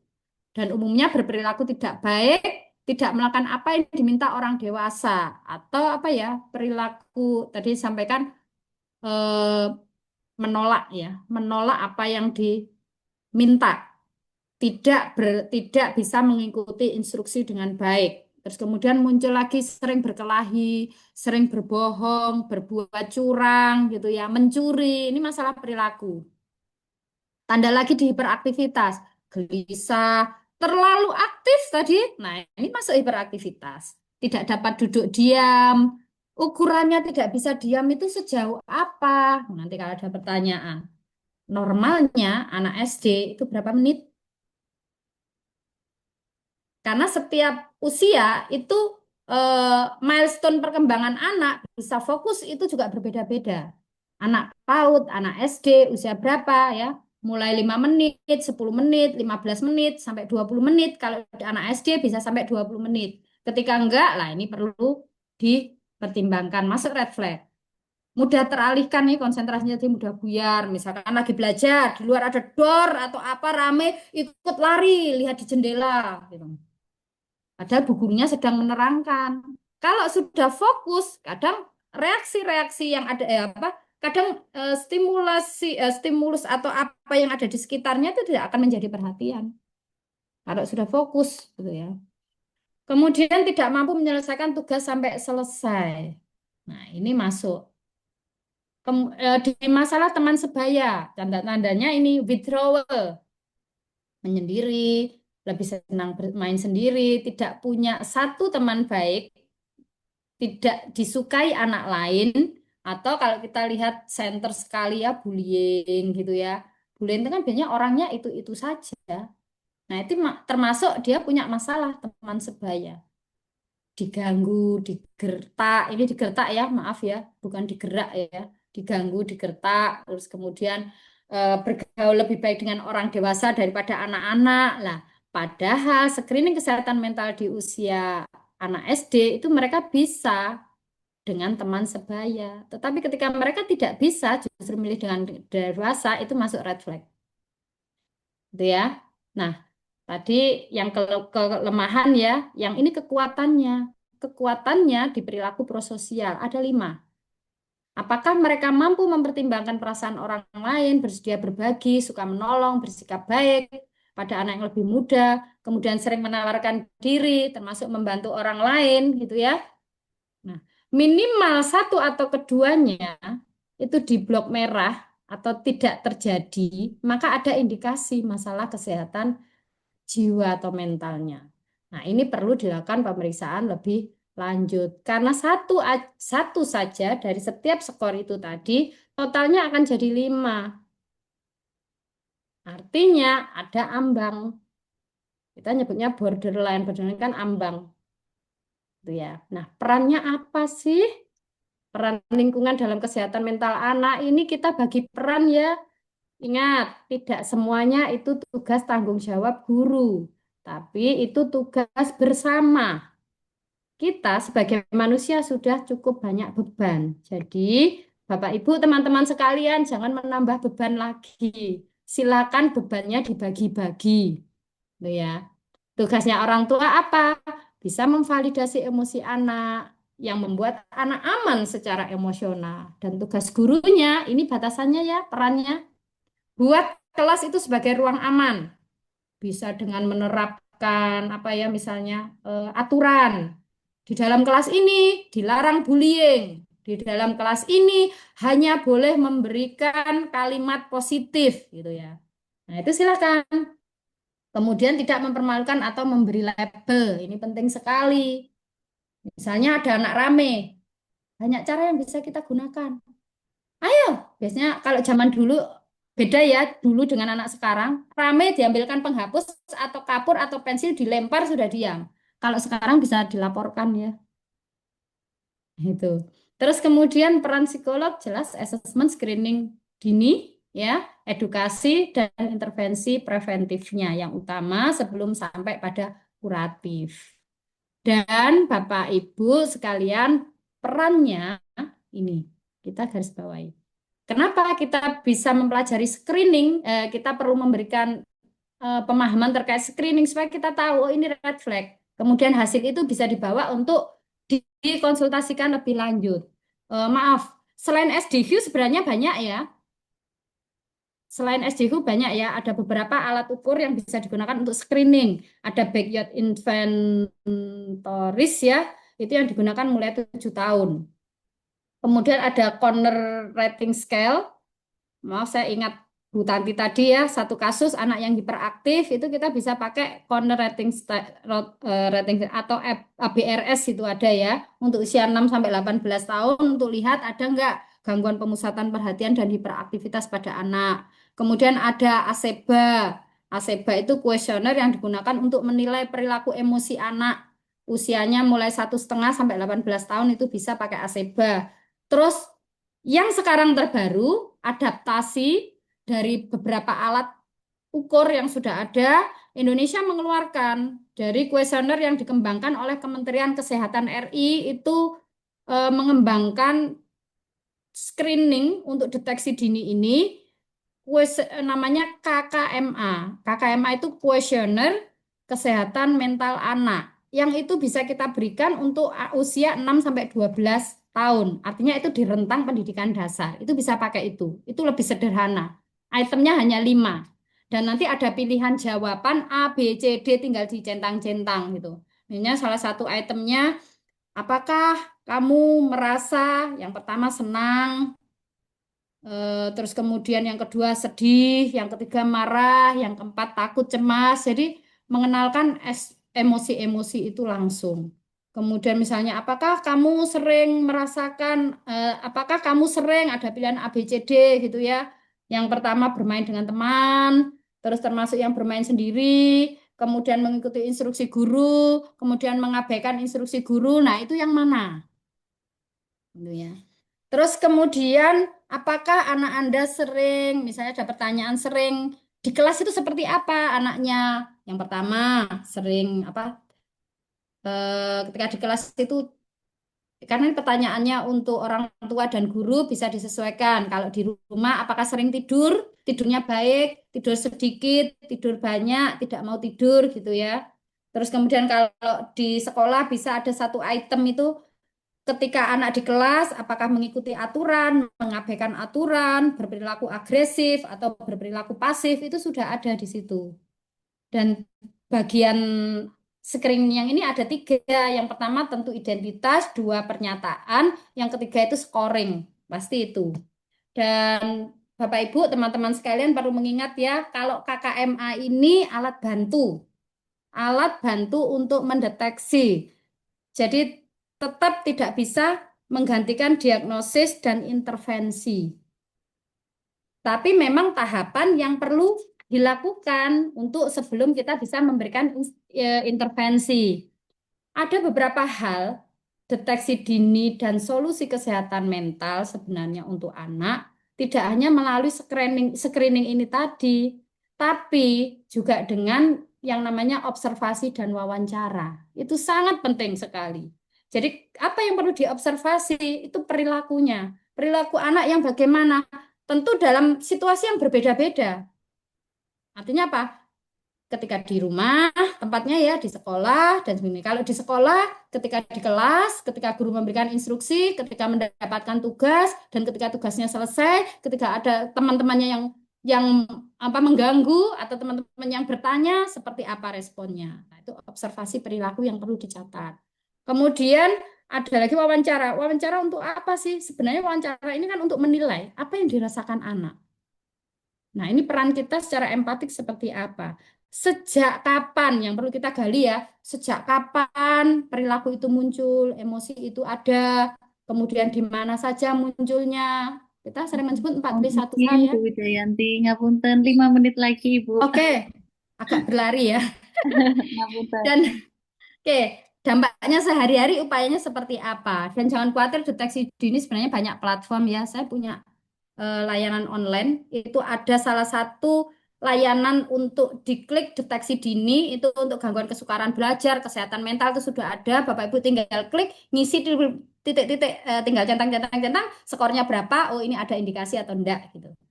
Dah, tuh. Terus belajar dengan bahagia ini sudah disampaikan tadi, makanya PR saya ringan sekali. Aman, dipahami, cukup mampu. Saya tag ini ya, highlight gitu. Jadi kesalahan itu silakan dipandang sebagai proses belajar. Jangan dipandang itu sesuatu hal yang fatal, apalagi sampai melabel. Gitu ya. Dan solusi praktisnya apa? Mulai pelajaran dengan cara check-in emosi. Halo adik-adik, halo anak-anak, apa kabar? Gimana rasanya? Berikan empatik, perhatian empatik itu dicek. Siapa yang lagi bahagia? Siapa yang ini? Guru-guru sekarang luar biasa pintar sekali ya, banyak media yang dipakai. Jadi apresiasi usaha, selalu apresiasi ya, bukan hanya menilainya, bagaimana dia proses. Nilai 50 dengan 100, tapi ketika 5 yang dapat 50 itu prosesnya dia belajar keras, dengan 100 yang dia mencontek, itu yang mana? Itu tolong bisa dibedakan.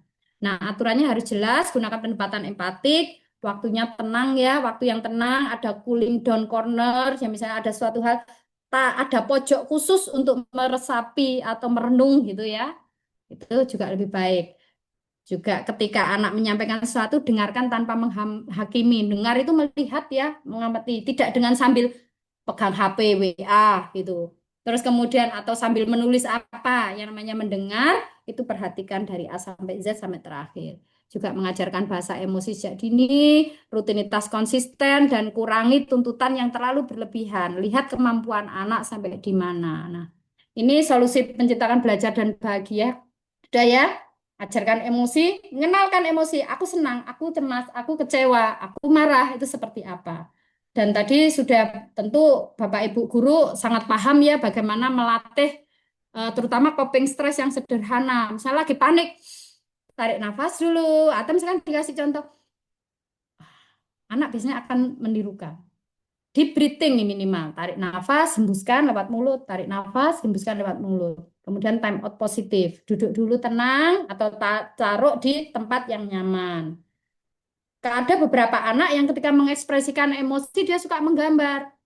Bagaimana perasaanmu hari ini? Kalau dengan menggambar silakan wajahnya seperti apa, emoticon, happy, sad, angry atau seperti apa ya. Oke, ini sudah detik-detik terakhir. Slide terakhir Bu Hita, jangan khawatir. Apa yang terjadi? Kapan perlu ke psikolog? Ketika masalahnya perilaku itu muncul lebih dari 1 sampai 2 bulan dan Bapak Ibu guru sudah memberikan intervensi.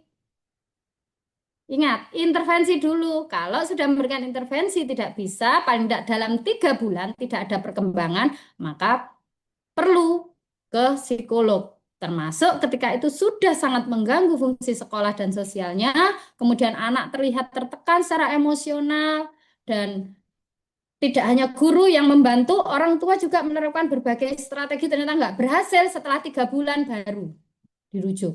Jadi jangan langsung merujuk ketika belum melakukan intervensi, paling tidak setelah 3 bulan masalah itu berlangsung. Nah, ada contoh kasus, lanjut ya. Nah, contoh kasus ini sebelum ketanya jawab, ingin cek keaktifan teman-teman di sini, Bapak Ibu sekalian. Ayo kita lihat satu contoh kasus ini sebenarnya yang terakhir. Apa yang anak rasakan? Ada Rafa usia 8 tahun sering mengeluh sakit perut setiap pagi sebelum sekolah, di rumah ceria, tetapi sekolah sering menyendiri. Silakan ditulis di chat ya, Bapak Ibu, sambil memulai kita pemanasan tanya jawab. Silakan tulis di chat, jawab ya. Emosi apa yang mungkin dirasakan anak? Saya sambil lihat chat.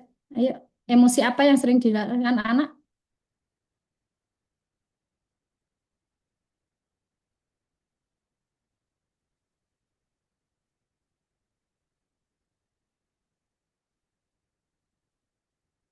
Oke, khawatir, takut, malas belajar. Ya, oke. Lanjut pertanyaan kedua ya. Ternyata Bapak Ibu cukup banyak yang paham ya. Oke, emosi yang mungkin dirasakan anak memang benar banyak yang menjawab cemas, takut ya. Ini tepat ya. Kemudian tanda dini apa yang terlihat dan perlu diwaspadai? Yuk, di sini apa? Tanda yang perlu dilihat, yang perlu diwaspadai seperti apa dari kasus ini?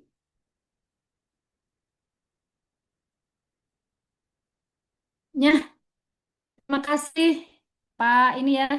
Sampai tadi langsung ke scroll-scroll banyak sekali nih. Pak Amiruddin, duduk menyendiri, Bu Ziyadatul, oke, perbedaan sikapnya seperti apa ya? Menyendiri, oke, malu, perubahan emosi ketika ekspresi wajah. Ya, bagus ya. Ada nggak perubahan fisiknya? Tidak ceria, ya. Yang fisik, oke. Sakit perut, good. Jadi sakit perut itu memang bisa menjadi ekspresi kecemasan ya. Itu bukan manipulatif ya, karena mereka memang benar-benar ke toilet dan sebagainya. Bisa saja itu psikosomatis, iya, bisa saja enggak, gitu ya. Nah, sikap dewasa apa yang paling tepat, Bapak Ibu?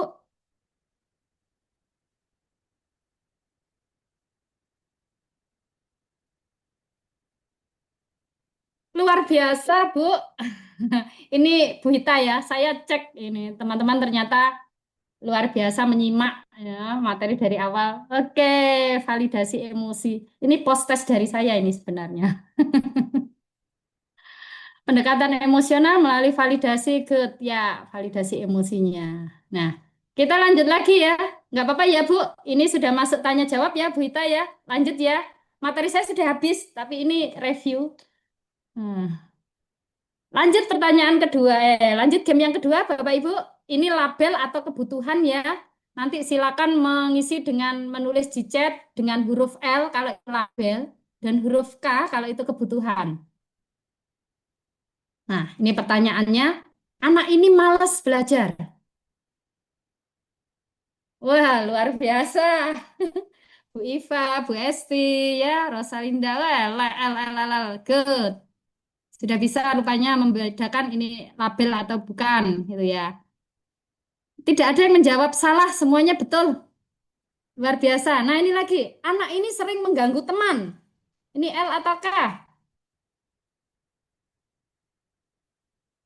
Masih ada yang K? Masih ada yang L? Jawabannya nggak ada yang salah, nggak ada yang benar ya. L dan K. Oke. Kenapa ini disebut label? Kenapa ini disebut kebutuhan? Mengganggu teman ini kebutuhan. Ketika disebut sebagai kebutuhan, bisa saja anak yang karena bosan, jadi dia cari aktivitas. Ini jawaban nggak ada yang benar, nggak ada yang salah ya. Semua jawaban benar ya di sini. Next, oke, betul Pak Ardi Santoso ya, betul. Yes. Nah, kebutuhan karena anak hiperaktif, yes. K karena dia jenuh, oke. Terima kasih. Lanjut, anak ini tidak mau sekolah, itu L atau K ya? Nice, kakak, kakak. Ya, jawabannya kompak semua Kak ini. Luar biasa. Kalau jawaban sama ini. Nah, stop dulu. Kita lanjut yang game ketiga. Ini setuju atau tidak setuju ya? Bapak Ibu semua, kasih tanda centang kalau panjenengan setuju. Kasih tanda silang kalau tidak setuju dengan pernyataan ini. Yang pertama, anak cemas berarti anak ini lemah.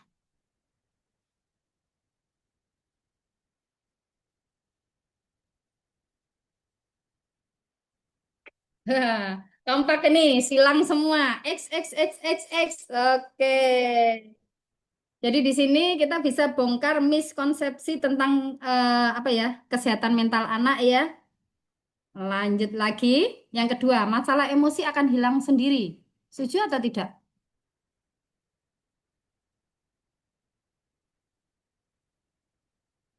Wow, Pak Slamet, Pak Amiruddin, Bu Yuli, Bu Bella, ya Yeni, oke. Ya, nah memang ya. Masalah emosi itu tidak akan hilang dengan sendirinya ya. Kalaupun tidak nampak itu berarti di balik itu. Nah, ini yang selanjutnya. Setuju atau tidak? Deteksi dini ini berarti membeli label.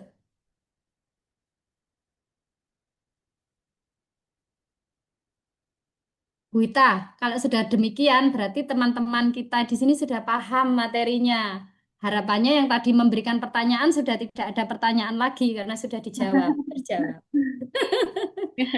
Betul. Oke, ya. Jadi memang ya anak cemas itu bukannya mereka lemah ya, tetapi sebenarnya ketika anak menunjukkan ini, mereka sebenarnya butuh dukungan regulasi emosi dari orang dewasa di sekitarnya. Next terakhir ini, game terakhir ya. Apakah ini respon empatik atau tidak? Bapak Ibu, kalau ini empatik silakan kasih tanda jempol. Kalau tidak, silakan kasih tanda nih. Ya, tidak empatik jempol di bawah.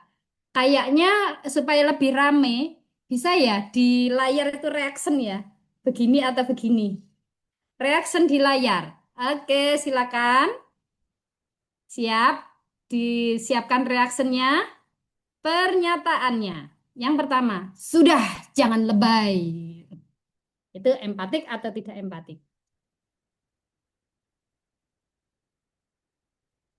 Oke, boleh di chat, boleh ditulis reaction di layar juga boleh.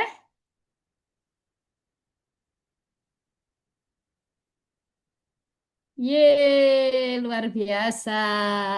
Lanjut pertanyaan selanjutnya, pernyataan. Ibu lihat, kamu kelihatan cemas. Apakah mau bercerita? Nah, kita gunakan ini empatik atau tidak empatik.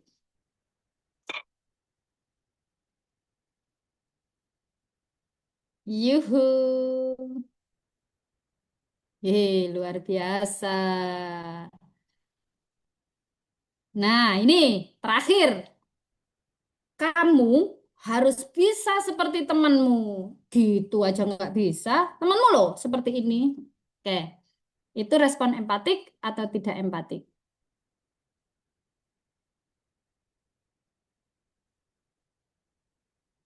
Boleh sambil memberikan reaksi. Ah, Ibu Yuli luar biasa. Wah, gambarnya gede banget ini, Bu Aminah. Jempolnya menyala, luar biasa, Pak Amri Rudin. Ya, nah, oke. Apa yang kita dapat dari game yang terakhir ini? Justru respon sederhana dari orang dewasa itu sebenarnya bisa menjadi luka atau justru bisa menjadi kekuatan bagi anak. Luar biasa kan? Hal yang sederhana kadang kita tidak memperhatikan. Terima kasih Bapak Ibu sekalian yang sudah interaktif, yang sudah hadir menyimak sampai akhir. Ada beberapa referensi yang bisa Bapak Ibu pakai, yang saya gunakan untuk memberikan materi ini. Referensinya seperti ini. Ya, nanti materi bisa dibagi dari panitia ya, Bu Gita sama Bu Ari ya. Saya sudah memberikan materi. Nah, penutup dari saya, ketika anak merasa dimengerti, mereka akan lebih mudah belajar dan bertumbuh. Terima kasih, saya kembalikan lagi ke Bu Hita untuk waktu selanjutnya. Oke. Bila Taufiq Walhidayah, wassalamualaikum warahmatullahi wabarakatuh. Waalaikumsalam warahmatullahi wabarakatuh. Luar biasa Waalaikumsalam sekali. warahmatullahi wabarakatuh.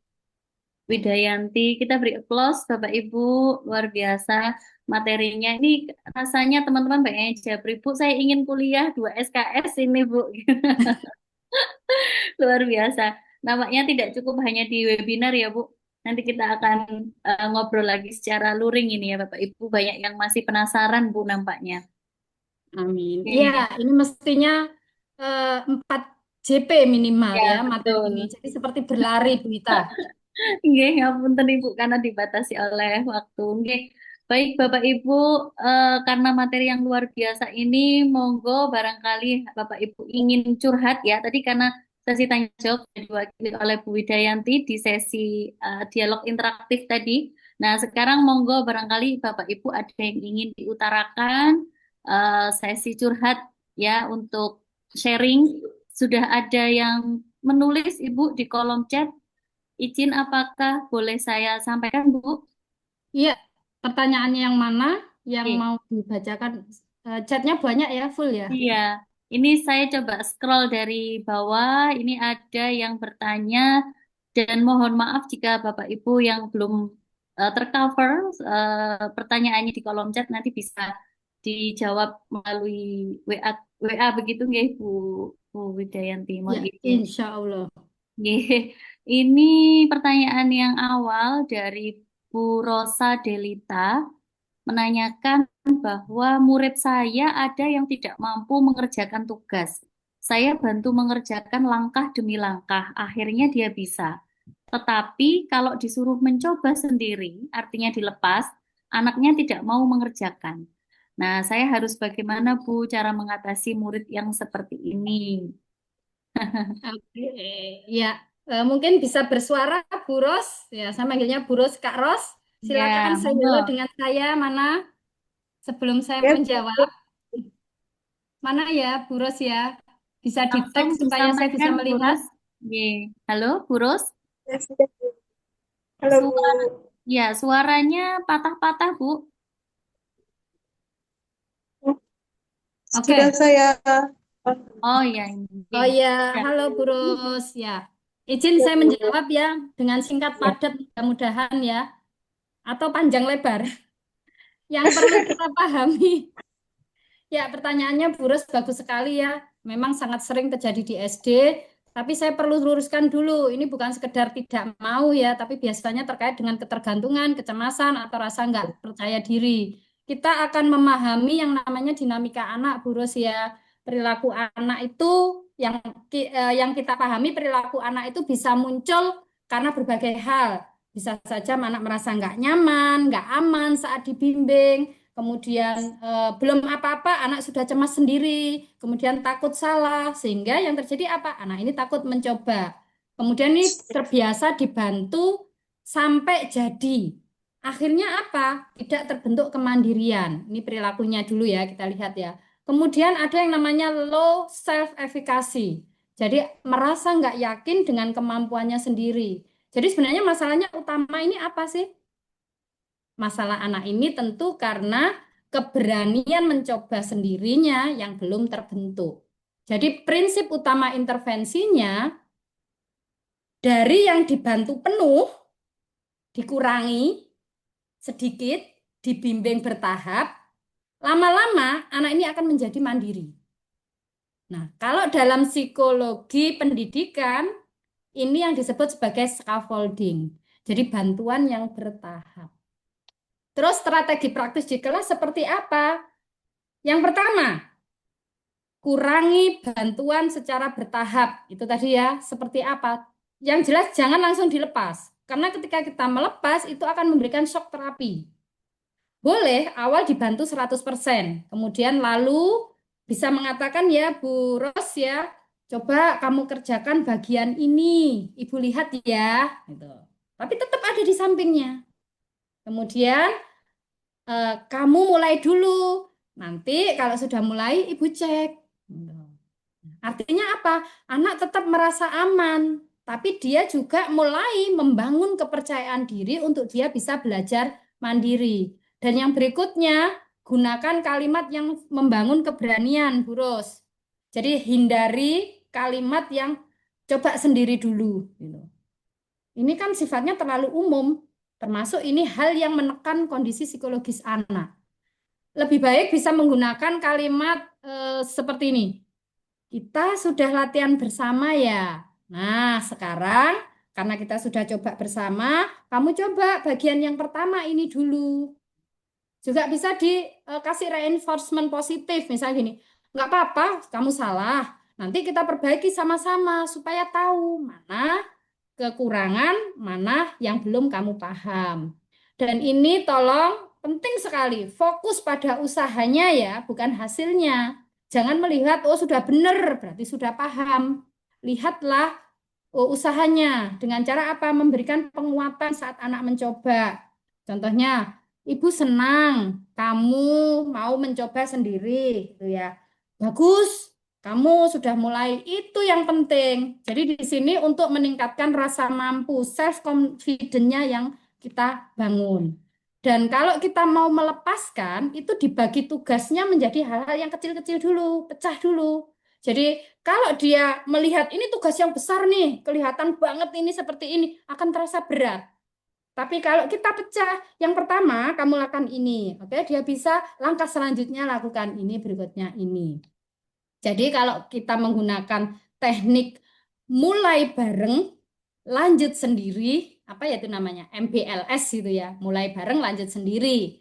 Jadi satu soal pertama dikerjakan bersama, kemudian soal kedua anak coba gurunya dampingi, soal yang ketiga baru mereka melakukan sendiri. Dan jangan lupa ya, yang terakhir selalu validasi emosi anak. Karena apa? Kadang anak bisa merasakan cemas. Bagaimana caranya kita memvalidasi? Bisa mengatakan seperti ini. Sepertinya kamu ragu ya. Nggak apa-apa, kita coba pelan-pelan. Gitu ya.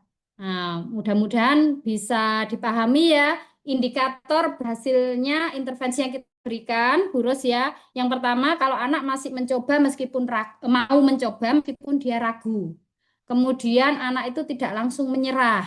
Dia tetap berusaha meskipun salah. Kemudian lebih cepat memulai tugas. Jadi kalau misalnya anak memang awal akan menunjukkan tidak bisa, itu tolong untuk tidak dilabel, bukan berarti anak nggak mampu atau bodoh, itu tolong hindari label. Ketika anak memang belum bisa, bukan berarti anak nggak bisa. Bisa saja mereka belum berani. Jadi tugas kita bukan hanya mengajar, tetapi membangun keberanian anak untuk mau mencoba. Makanya itu proses, gitu ya. Mudah-mudahan cukup menjawab ya. Saya kembalikan lagi. Monggo. Ya, terima Iya. kasih Bu, jawabannya super sekali. Ya, terima kasih Baik. Bu. Oke, terima kasih Bu Widayanti dan Bu Rosadelita. Baik, ini kami memberikan kesempatan untuk yang raise hand Oke, Bu Widayanti, nah ada Bu Nur Hamidah. Monggo Bu Nur Hamidah. Ya, Matur nuwun kesempatannya, Ibu. ini Sa bisa nggak saya di tagline yang bicara saya bicara dengan siapa, jadi tidak gambar saya saja, multi speaker ya. Oke, ya, nggih, Bu Nur Hamidah, oke, Bu. nggih. Matur nuwun kesempatannya, Anak. izin bertanya ya, Bu. Saya punya dua pertanyaan. Pertanyaan yang pertama, saya itu di sekolah saya yang sekarang itu baru sekitar 2 tahun. Awal saya masuk itu saya mengajar kelas 5, jadi siswanya sekarang sudah lulus SD. Nggih. Awal itu saya melihat dia memang berbeda. Anak ini berbeda, anak laki-laki. Setelah saya diberitahu sama teman-teman guru yang lainnya, memang anak ini eh, dalam tanda kutip spesial, spesial dalam karena dia dibesarkan oleh keluarga yang eh, bahasa Jawanya itu gampang moro tangan gitu loh, Bu. Jadi salah Hmm. sedikit, plak, salah sedikit, plak, begitu. Ah, dia awalnya saya berperhatian lebih. Jadi saya teman sama teman-temannya. Tetapi selama kelas 5 itu awalnya dia baik sama saya. Tapi kok ternyata dia lama-lama jadi kayak ngelunjak gitu loh, Bu. Gitu Hmm. loh. Seperti itu. Nah, pernah ada kejadian dia marah sama saya. Dia marah tidak terima karena saya apa kasus apa itu saya lupa. Dia itu marah, maaf, dia itu marahnya itu luar biasa sampai menyumpahi saya, sumpah serapah. Tapi marahnya itu bukan hanya eh, di depan saya. Jadi dia itu lari keluar, Hmm.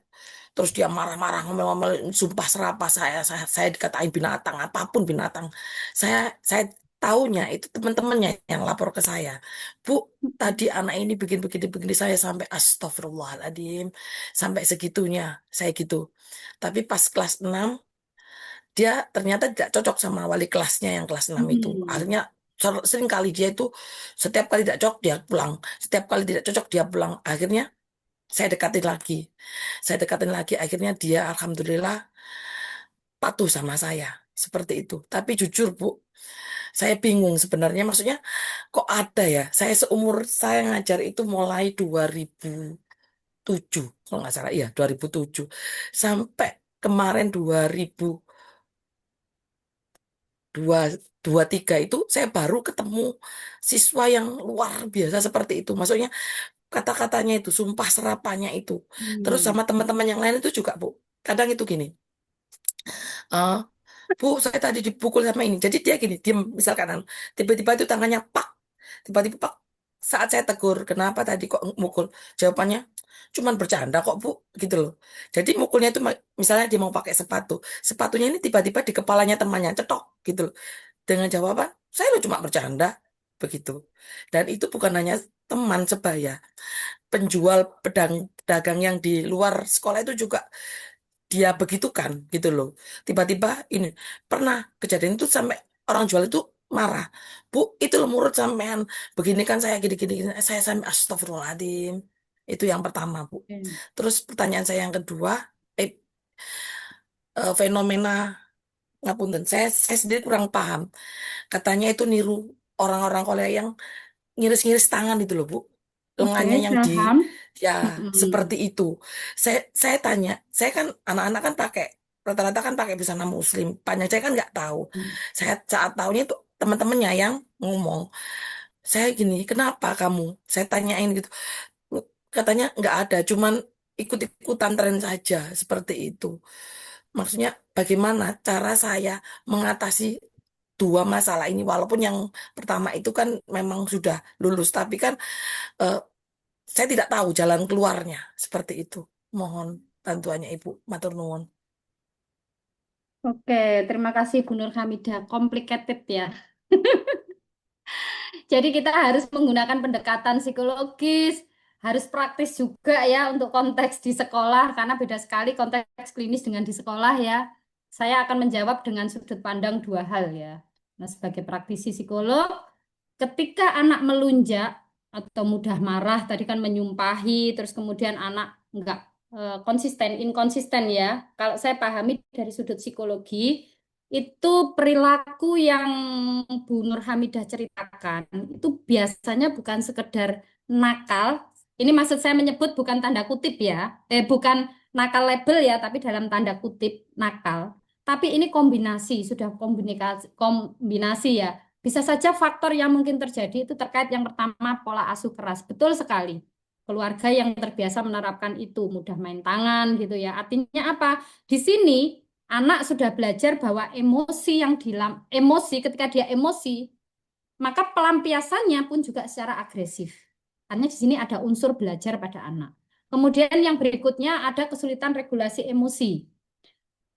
Anak tidak tahu cara menyalurkan marah yang sehat itu seperti apa. Karena yang dipelajari adalah kalau marah harus begini, kalau marah harus begitu, gitu ya. Nah, faktor yang mungkin terjadi berikutnya itu karena mencari kontrol atau kekuasaan. Ketika di rumah sering tidak ada kontrol atau tidak punya kontrol, ini yang menyebabkan anak berperilaku seperti ini, nakal tanda kutip ya. Dan juga ada ambivalensi terhadap kedekatan.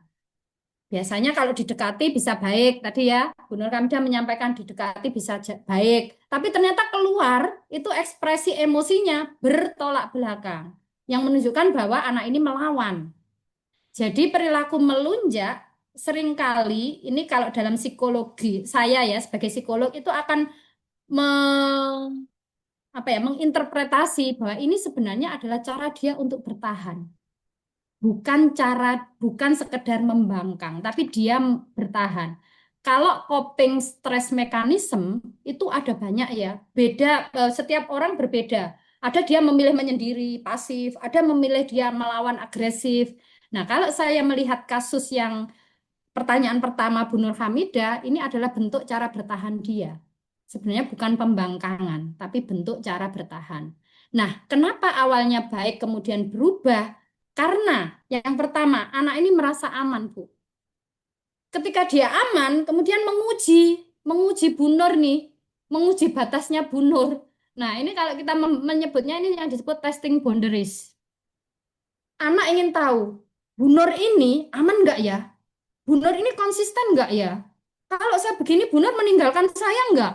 Nah, kadang tanpa sadar kita menjadi PHP, pemberi harapan palsu ya. Kamu kalau begini, ada Bu Nur di sini. Bu Nur akan mendampingi. Ini contoh saja ya Bu Nur ya. Nah, jadi dia menguji, namanya testing boundaries ini. Nah, bagaimana cara menghadapi supaya lebih efektif, Bu? Yang pertama, betul Bu Nur Hamidah, anak wong awak dhewe kudu api. Maaf saya pakai bahasa Jawa ya. Nggak melok duwe anak bahaya gitu ya. Artinya apa? Kita tetap hangat, memberikan kehangatan, tetapi tegas. Kita sebut firm but warm gitu ya. Bukan selalu lembut, juga bukan keras. Jadi misalnya kalimat yang bisa kita gunakan kalimat asertif ya. Ibu peduli sama kamu. Tapi kata-kata seperti itu nggak boleh di kelas. Ya. Tegas ya. Kita asertif, kita tahu apa yang dia rasakan. Tapi kita tidak membenarkan apa yang dia lakukan. Artinya kita melatih untuk anak ini bagaimana meregulasi emosinya dengan cara yang positif. Gitu ya. Jadi perlu dipisahkan nih buat Bapak Ibu sekalian, karena kayaknya ini pertanyaan terakhir ya Bu Ita ya. Kalau ada pertanyaan nanti bisa lewat Bu Ari, saya jawab chat atau bagaimana, monggo. Harus dipisahkan nih antara pisahkan anak juga perilaku seperti apa. Misalnya, kamu anak nakal, itu tadi kan contohnya, tidak boleh. Jadi yang bisa kita lakukan, perilaku itu tidak boleh, tapi kamu tetap anak yang berharga. Artinya tetap menghargai bahwa anak ini loh ada, jangan ditiadakan. Karena ini penting sekali supaya anak tidak punya yang namanya luka emosional. Luka emosional bisa menyebabkan anak traumatik. Kadang di awal nggak disadari, tapi ketika dewasa itu akan berkembang menjadi ciri kepribadian khusus, bahkan gangguan mental. Jadi alangkah selanjutnya ketika emosi meledak, jangan dilayani. Kalau anak ini menyumpahi, marah-marah, tunda respon dulu. Tadi kayaknya Bapak Ibu guru juga panjenengan pasti paham metode stop ya. Stop itu artinya berhenti dulu. Stop ya. Berhenti dulu. Setelah anak ini reda baru ditanyakan. Tadi kamu marah ya. Tapi kita tidak dengan ekspresi, kamu marah ya? Bu guru juga bisa marah. Kadang nggak sengaja kan seperti itu. Benar enggak? Ah, Betul, oke. betul sekali. Ya, Nggih, jadi biarkan reda, nggih. kita juga reda. Manusiawi kok, Bu. Saya juga tersinggung kalau dikata-katai, normal sekali itu. Tapi kita bisa memilih reaksi, kita sama-sama tenang, pakai deep breathing, ya. Nafas, hembuskan. Ya, Terus kemudian kita berhitung 1, 2, 3, 4, 5 sampai 100. Kalau sudah, baru kita memberikan pembahasan. Dengan seperti itu, akhirnya apa? Kita bisa membangun relasi personalnya. Itu di luar konflik tentunya. Jadi kalau Bu Nur Hamidah bilang didekati bisa, ini kata kunci yang sangat besar sebenarnya. Nah, ini bisa didekati. Jadi momennya bisa saat dia santai, nggak tegang, itu ya. Yang bisa dimasuk Bu Nur kan pada saat anak ini nyantai kan. nggih, Kalau pada nggih, saat Bu. ini, Nggih, nah, betul. semakin dia emosional, semakin kencang dia menunjukkannya. Ya, Nggih. jadi biarkan dia tenang. Kalau nanti saya bicara teori lagi, cara mengatasi anak ada kondisi hiperarousal sama hipoarousal. Kita bisa masuk kalau kondisinya di tengah. Hiperarousal itu gejala-gejala perilaku yang cukup tinggi yang muncul aktif, reaktif. Kalau hipo itu kondisi yang justru withdrawal, menarik diri. Withdrawal menarik diri kita juga nggak akan bisa masuk. Hiper kita nggak akan bisa masuk. Jadi kita harus gunakan dia pada di tahap yang stabil baru bisa masuk. Kondisi-kondisi seperti itu. Nah, konsekuensi yang konsisten itu juga penting. Bukan hukuman emosionalnya. Misalnya ya, kalau berkata kasar, kita refleksikan perilaku apa yang muncul yang tadi dia lakukan. Nah, boleh nggak itu dilakukan? Saya yakin anak usia sekolah dasar sudah cukup mampu fase perkembangan, sudah operasional, apalagi di akhir-akhir itu ya. Sudah operasional, artinya dia bisa berpikir logika. Dia bisa, secara logika itu nggak benar, itu nggak masuk akal. Akhirnya dia akan meminta maaf.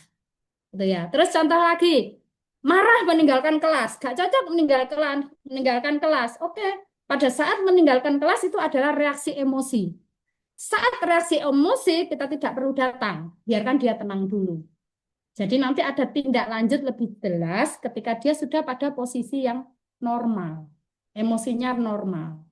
Gitu ya. Kalau emosinya hiper atau hipo, itu kita susah masuknya. Biarkan dia tenang dulu. Apa yang penting di sini? Sebenarnya ketika anak sering kali berbuat luar biasa, ya, anak seperti ini seringkali kan kita bilangnya luar biasa nakal. Nah, tapi sebenarnya kalau dalam psikologi kita mengatakan luar biasa terluka sebenarnya. Itu sebagai tolok ukur. Kalau sudah kita bilang nakal, oh berarti dia terluka. Luar biasa nakalnya berarti luar biasa terlukanya dia. Nah, mudah-mudahan menjawab ya. Sekarang jawab pertanyaan kedua, fenomena self harm pada anak ya. Ya. Kenapa? Yang pertama yang membedakan untuk intervensi seperti apa kita lihat dulu. Kenapa anak melakukan self harm ini? Bukan untuk mencari perhatian saja sebenarnya. Yang perlu dalami, yang pertama, apakah yang dilakukan itu adalah pengalihan rasa sakit emosional ke dalam fisik? Misalnya gini, ada kan anak yang gagal, nggak berhasil, akhirnya dia menyakiti dirinya sendiri. Membuat orang sedih, dia menyakiti dirinya sendiri. Nah, apakah itu rasa sakit emosional? Terus apakah itu cara dia melepaskan emosinya? Ataukah dia merasa kosong atau mati rasa untuk menunjukkan bahwa aku masih bisa merasakan sakit atau enggak ya kalau aku melukai diriku? Nah, dan yang dia lakukan bisa saja anak ini enggak berhasil mengontrol lingkungan di luarnya, akhirnya dia ingin mengontrol dirinya dengan cara dia menyakiti. Nah, di sini yang perlu diwaspadai ya, semuanya untuk semuanya aja, yang perlu diwaspadai yang pertama, luka itu di tangan atau di paha. Artinya di mana dia menggoreskan luka, itu bisa menimbulkan kematian atau tidak. Lah kalau di sini kan nggak bikin mati, Bu. Kalau di paha bisa bikin mati nggak? Lah paha bagian mana? Kalau terkait saraf misalnya di sini, nadi. Ini bisa bikin mati. kalau kehabisan darah. Tapi kalau di sini, lihat ya, anak sekarang kan fenomenanya di sini. Ini nggak bisa bikin mati. Dia untuk membuktikan aja, kadang reaksi emosi yang tidak tepat. Nah, terus perilaku yang lain, dia selalu menggunakan lengan panjang. Kadang nggak akan dia menunjukkan luka-luka itu. Kemudian menarik diri. Tapi kalau anaknya nggak menarik diri, tapi menunjukkan luka, lah itu bisa saja ini ya, karena style gitu ya. Terus moodnya bisa naik turun dengan cepat, mood swing. Habis gembira tiba-tiba marah, habis itu tiba-tiba sedih gitu. Terus lihat setiap kali berbicara biasanya ada sering kata-kata ucapan, aku capek, aku pengen hilang. Nah, kata-kata seperti itu adalah sign, red flag, itu gejala-gejala ke arah depresi. Kalau nggak ada bahasan seperti itu ya tidak perlu diwaspadai. Yang perlu diwaspadai kalau ada ucapan seperti aku capek, aku pengen hilang gitu ya. Terus bagaimana cara mengatasi di sekolah? Yang pertama, jangan menghakimi. Misalnya gini, kamu cari perhatian ya. Nah, bisa dengan bahasa yang komunikasi yang asertif. Misalnya gini, sepertinya kamu lagi kesulitan, boleh cerita ke ibu. Dan juga jangan lupa validasi emosi. Perasaan kamu itu penting. Ibu mau dengar apa yang sebenarnya kamu rasakan. Itu kan empatik. Ya. Dan bisa mengalihkan dengan cara yang lebih aman. Jadi kalau ada gejala seperti ini, saya pakai yang namanya safety plan. Nah, itu bisa berapa jam pelajaran ya penjelasannya ya Bu Ita dan Bu ini. Nanti kalau ada event, oke lah kita bikin safety plan untuk anak-anak seperti ini. Ada, itu bisa sehari sendiri. Artinya ada cara yang lebih aman. Bisa saja dengan journaling, tulis perasaan. Kalau dia suka gambar, dengan menggambar. Saya ada pasien juga beberapa pasien yang dia nggak suka nulis tapi dia suka gambar, maka saya buatkan D1, D2, D3, hari pertama, kedua, ketiga, kamu gambar perasaanmu seperti apa. Jadi saya mantau 1 minggu, saya lihat gambarnya. Oh, di ini ada peristiwa apa, tinggal di inquiry lagi. Kemudian bisa dengan meremas benda, gitu ya. Ini sebenarnya ada teknik stabilisasi emosi. Semakin kenceng, semakin kenceng, semakin kenceng, lepaskan, gitu ya. Atau pakai squishy ya. Sebenarnya boneka-boneka yang lucu, bola-bola yang lucu itu yang ada pasir suarsa, pasir apa itu sangat membantu. Bisa sambil diremas-remas, tarik nafas.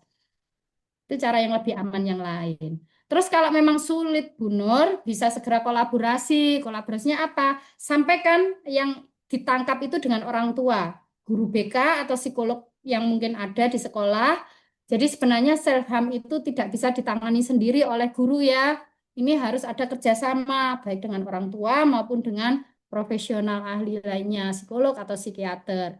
Yang jelas untuk lingkungan sekolah silakan bangun lingkungan yang aman, kembali lagi lingkungan yang aman. Yang pertama dengan cara mengurangi bullying jelasnya. Pasti itu sumber stres, stresornya yang tinggi itu karena bullying. Kemudian yang dua, hindari mempermalukan anak. Dan yang terakhir, ada ciptakan ruang cerita. Bisa saja dengan buat curhat. Kadang anak malu kan ngomong langsung. Kasih aja sekarang kan eranya nulis ya, apa bikin Google Drive atau apa, atau mungkin ada nomor satu khusus kalau yang pengen curhat silakan di sini. Bisa pakai inisial atau apa gitu ya. Yang sangat penting kalau sudah ada indikasi self harm ini ya jangan sampai ditunda, perlu dirujuk ke profesional ya. Karena memang ya perilaku anak itu kan sering bahasanya dari perasaan yang tidak mampu mereka ungkapkan itu sebenarnya. Jadi mereka nggak mampu, aku ini lagi senang, aku ini lagi sedih, mereka nggak sampai ke sana mikirnya. Kalau kita hanya melihat perilakunya, berarti kita akan menghukum. Tapi kalau kita memahami perasaannya, maka kita bisa menolong apa yang sebenarnya sedang dalam pikiran mereka. Oke, terima kasih. Itu semoga cukup ya. 2 pertanyaan tapi bisa mewakili Bapak Ibu sekalian. Oke, terima Matur kasih. nuwun, Bu. Nah, sudah, Bu Nur Hamidah, clear ya, Bu? Sampun, nggih, nggih, Terima matur. kasih, Sangat Bu. membantu sekali, nggih. Alhamdulillah. Terima kasih Bu Nur Hamidah pertanyaannya. Sami-sami, Luar Bu. biasa sekali tadi ya fenomena yang dialami oleh Bapak Ibu guru. Ye, sebenarnya masih 5 pertanyaan lagi Bu ternyata di kolom chat setelah saya trace, tapi belum memungkinkan Nampaknya nanti bisa dibantu untuk di chat ke Bu Widayanti begitu, Bu. Ya. Baik, Bapak Ibu, luar biasa sekali materi hari ini. Rasanya tidak cukup kalau 1-2 jam begitu, nggih. Masih banyak sekali yang perlu kita gali dan selama ini kita hanya fokus kepada apa ya, knowledge siswa ya, lupa dengan perasaan siswa gitu. Nggih. Untuk mengapresiasi pemateri kita pada pagi hari ini, kami berikan sertifikat penghargaan pada Bu CH Widayanti, SPSI, MSI, MPSI. Terima kasih banyak atas waktunya, ilmunya yang luar biasa, sehingga membuka mindset Bapak Ibu guru untuk melakukan perhatian kepada perasaan murid. Ya, oke, luar biasa. Terima kasih Bu Widayanti dan Bapak Ibu semuanya. Demikianlah kegiatan mimbar ilmiah dengan tema belajar dengan bahagia. Semoga kita juga bahagia, nggih, pada siang hari ini. Amin. Nggih. Baik, terima kasih. Mohon maaf Bapak Ibu yang belum terakomodir jawabannya. Nanti bisa dibantu di sesi berikutnya, nggih. Terima kasih banyak Bu Widayanti. Kami mengucapkan Ya. mohon maaf jika ada hal yang kurang berkenan dan sehat selalu Bu Widayanti. Sampai ketemu di Amin. agenda berikutnya. Oke. Terima Amin. kasih Bapak Ibu Ya. mahasiswa. Demikian. Terima kasih Bu Nun, Bu Ari. Demikian yang bisa kami sampaikan. Kami tutup, nggih. Kami akhiri kegiatan mimbar ilmiah ini dengan bacaan hamdalah. Alhamdulillahirabbil alamin. Alhamdulillahirobbilalamin. Sekian Terima sudah. kasih Bapak Ibu Nggih. sekalian.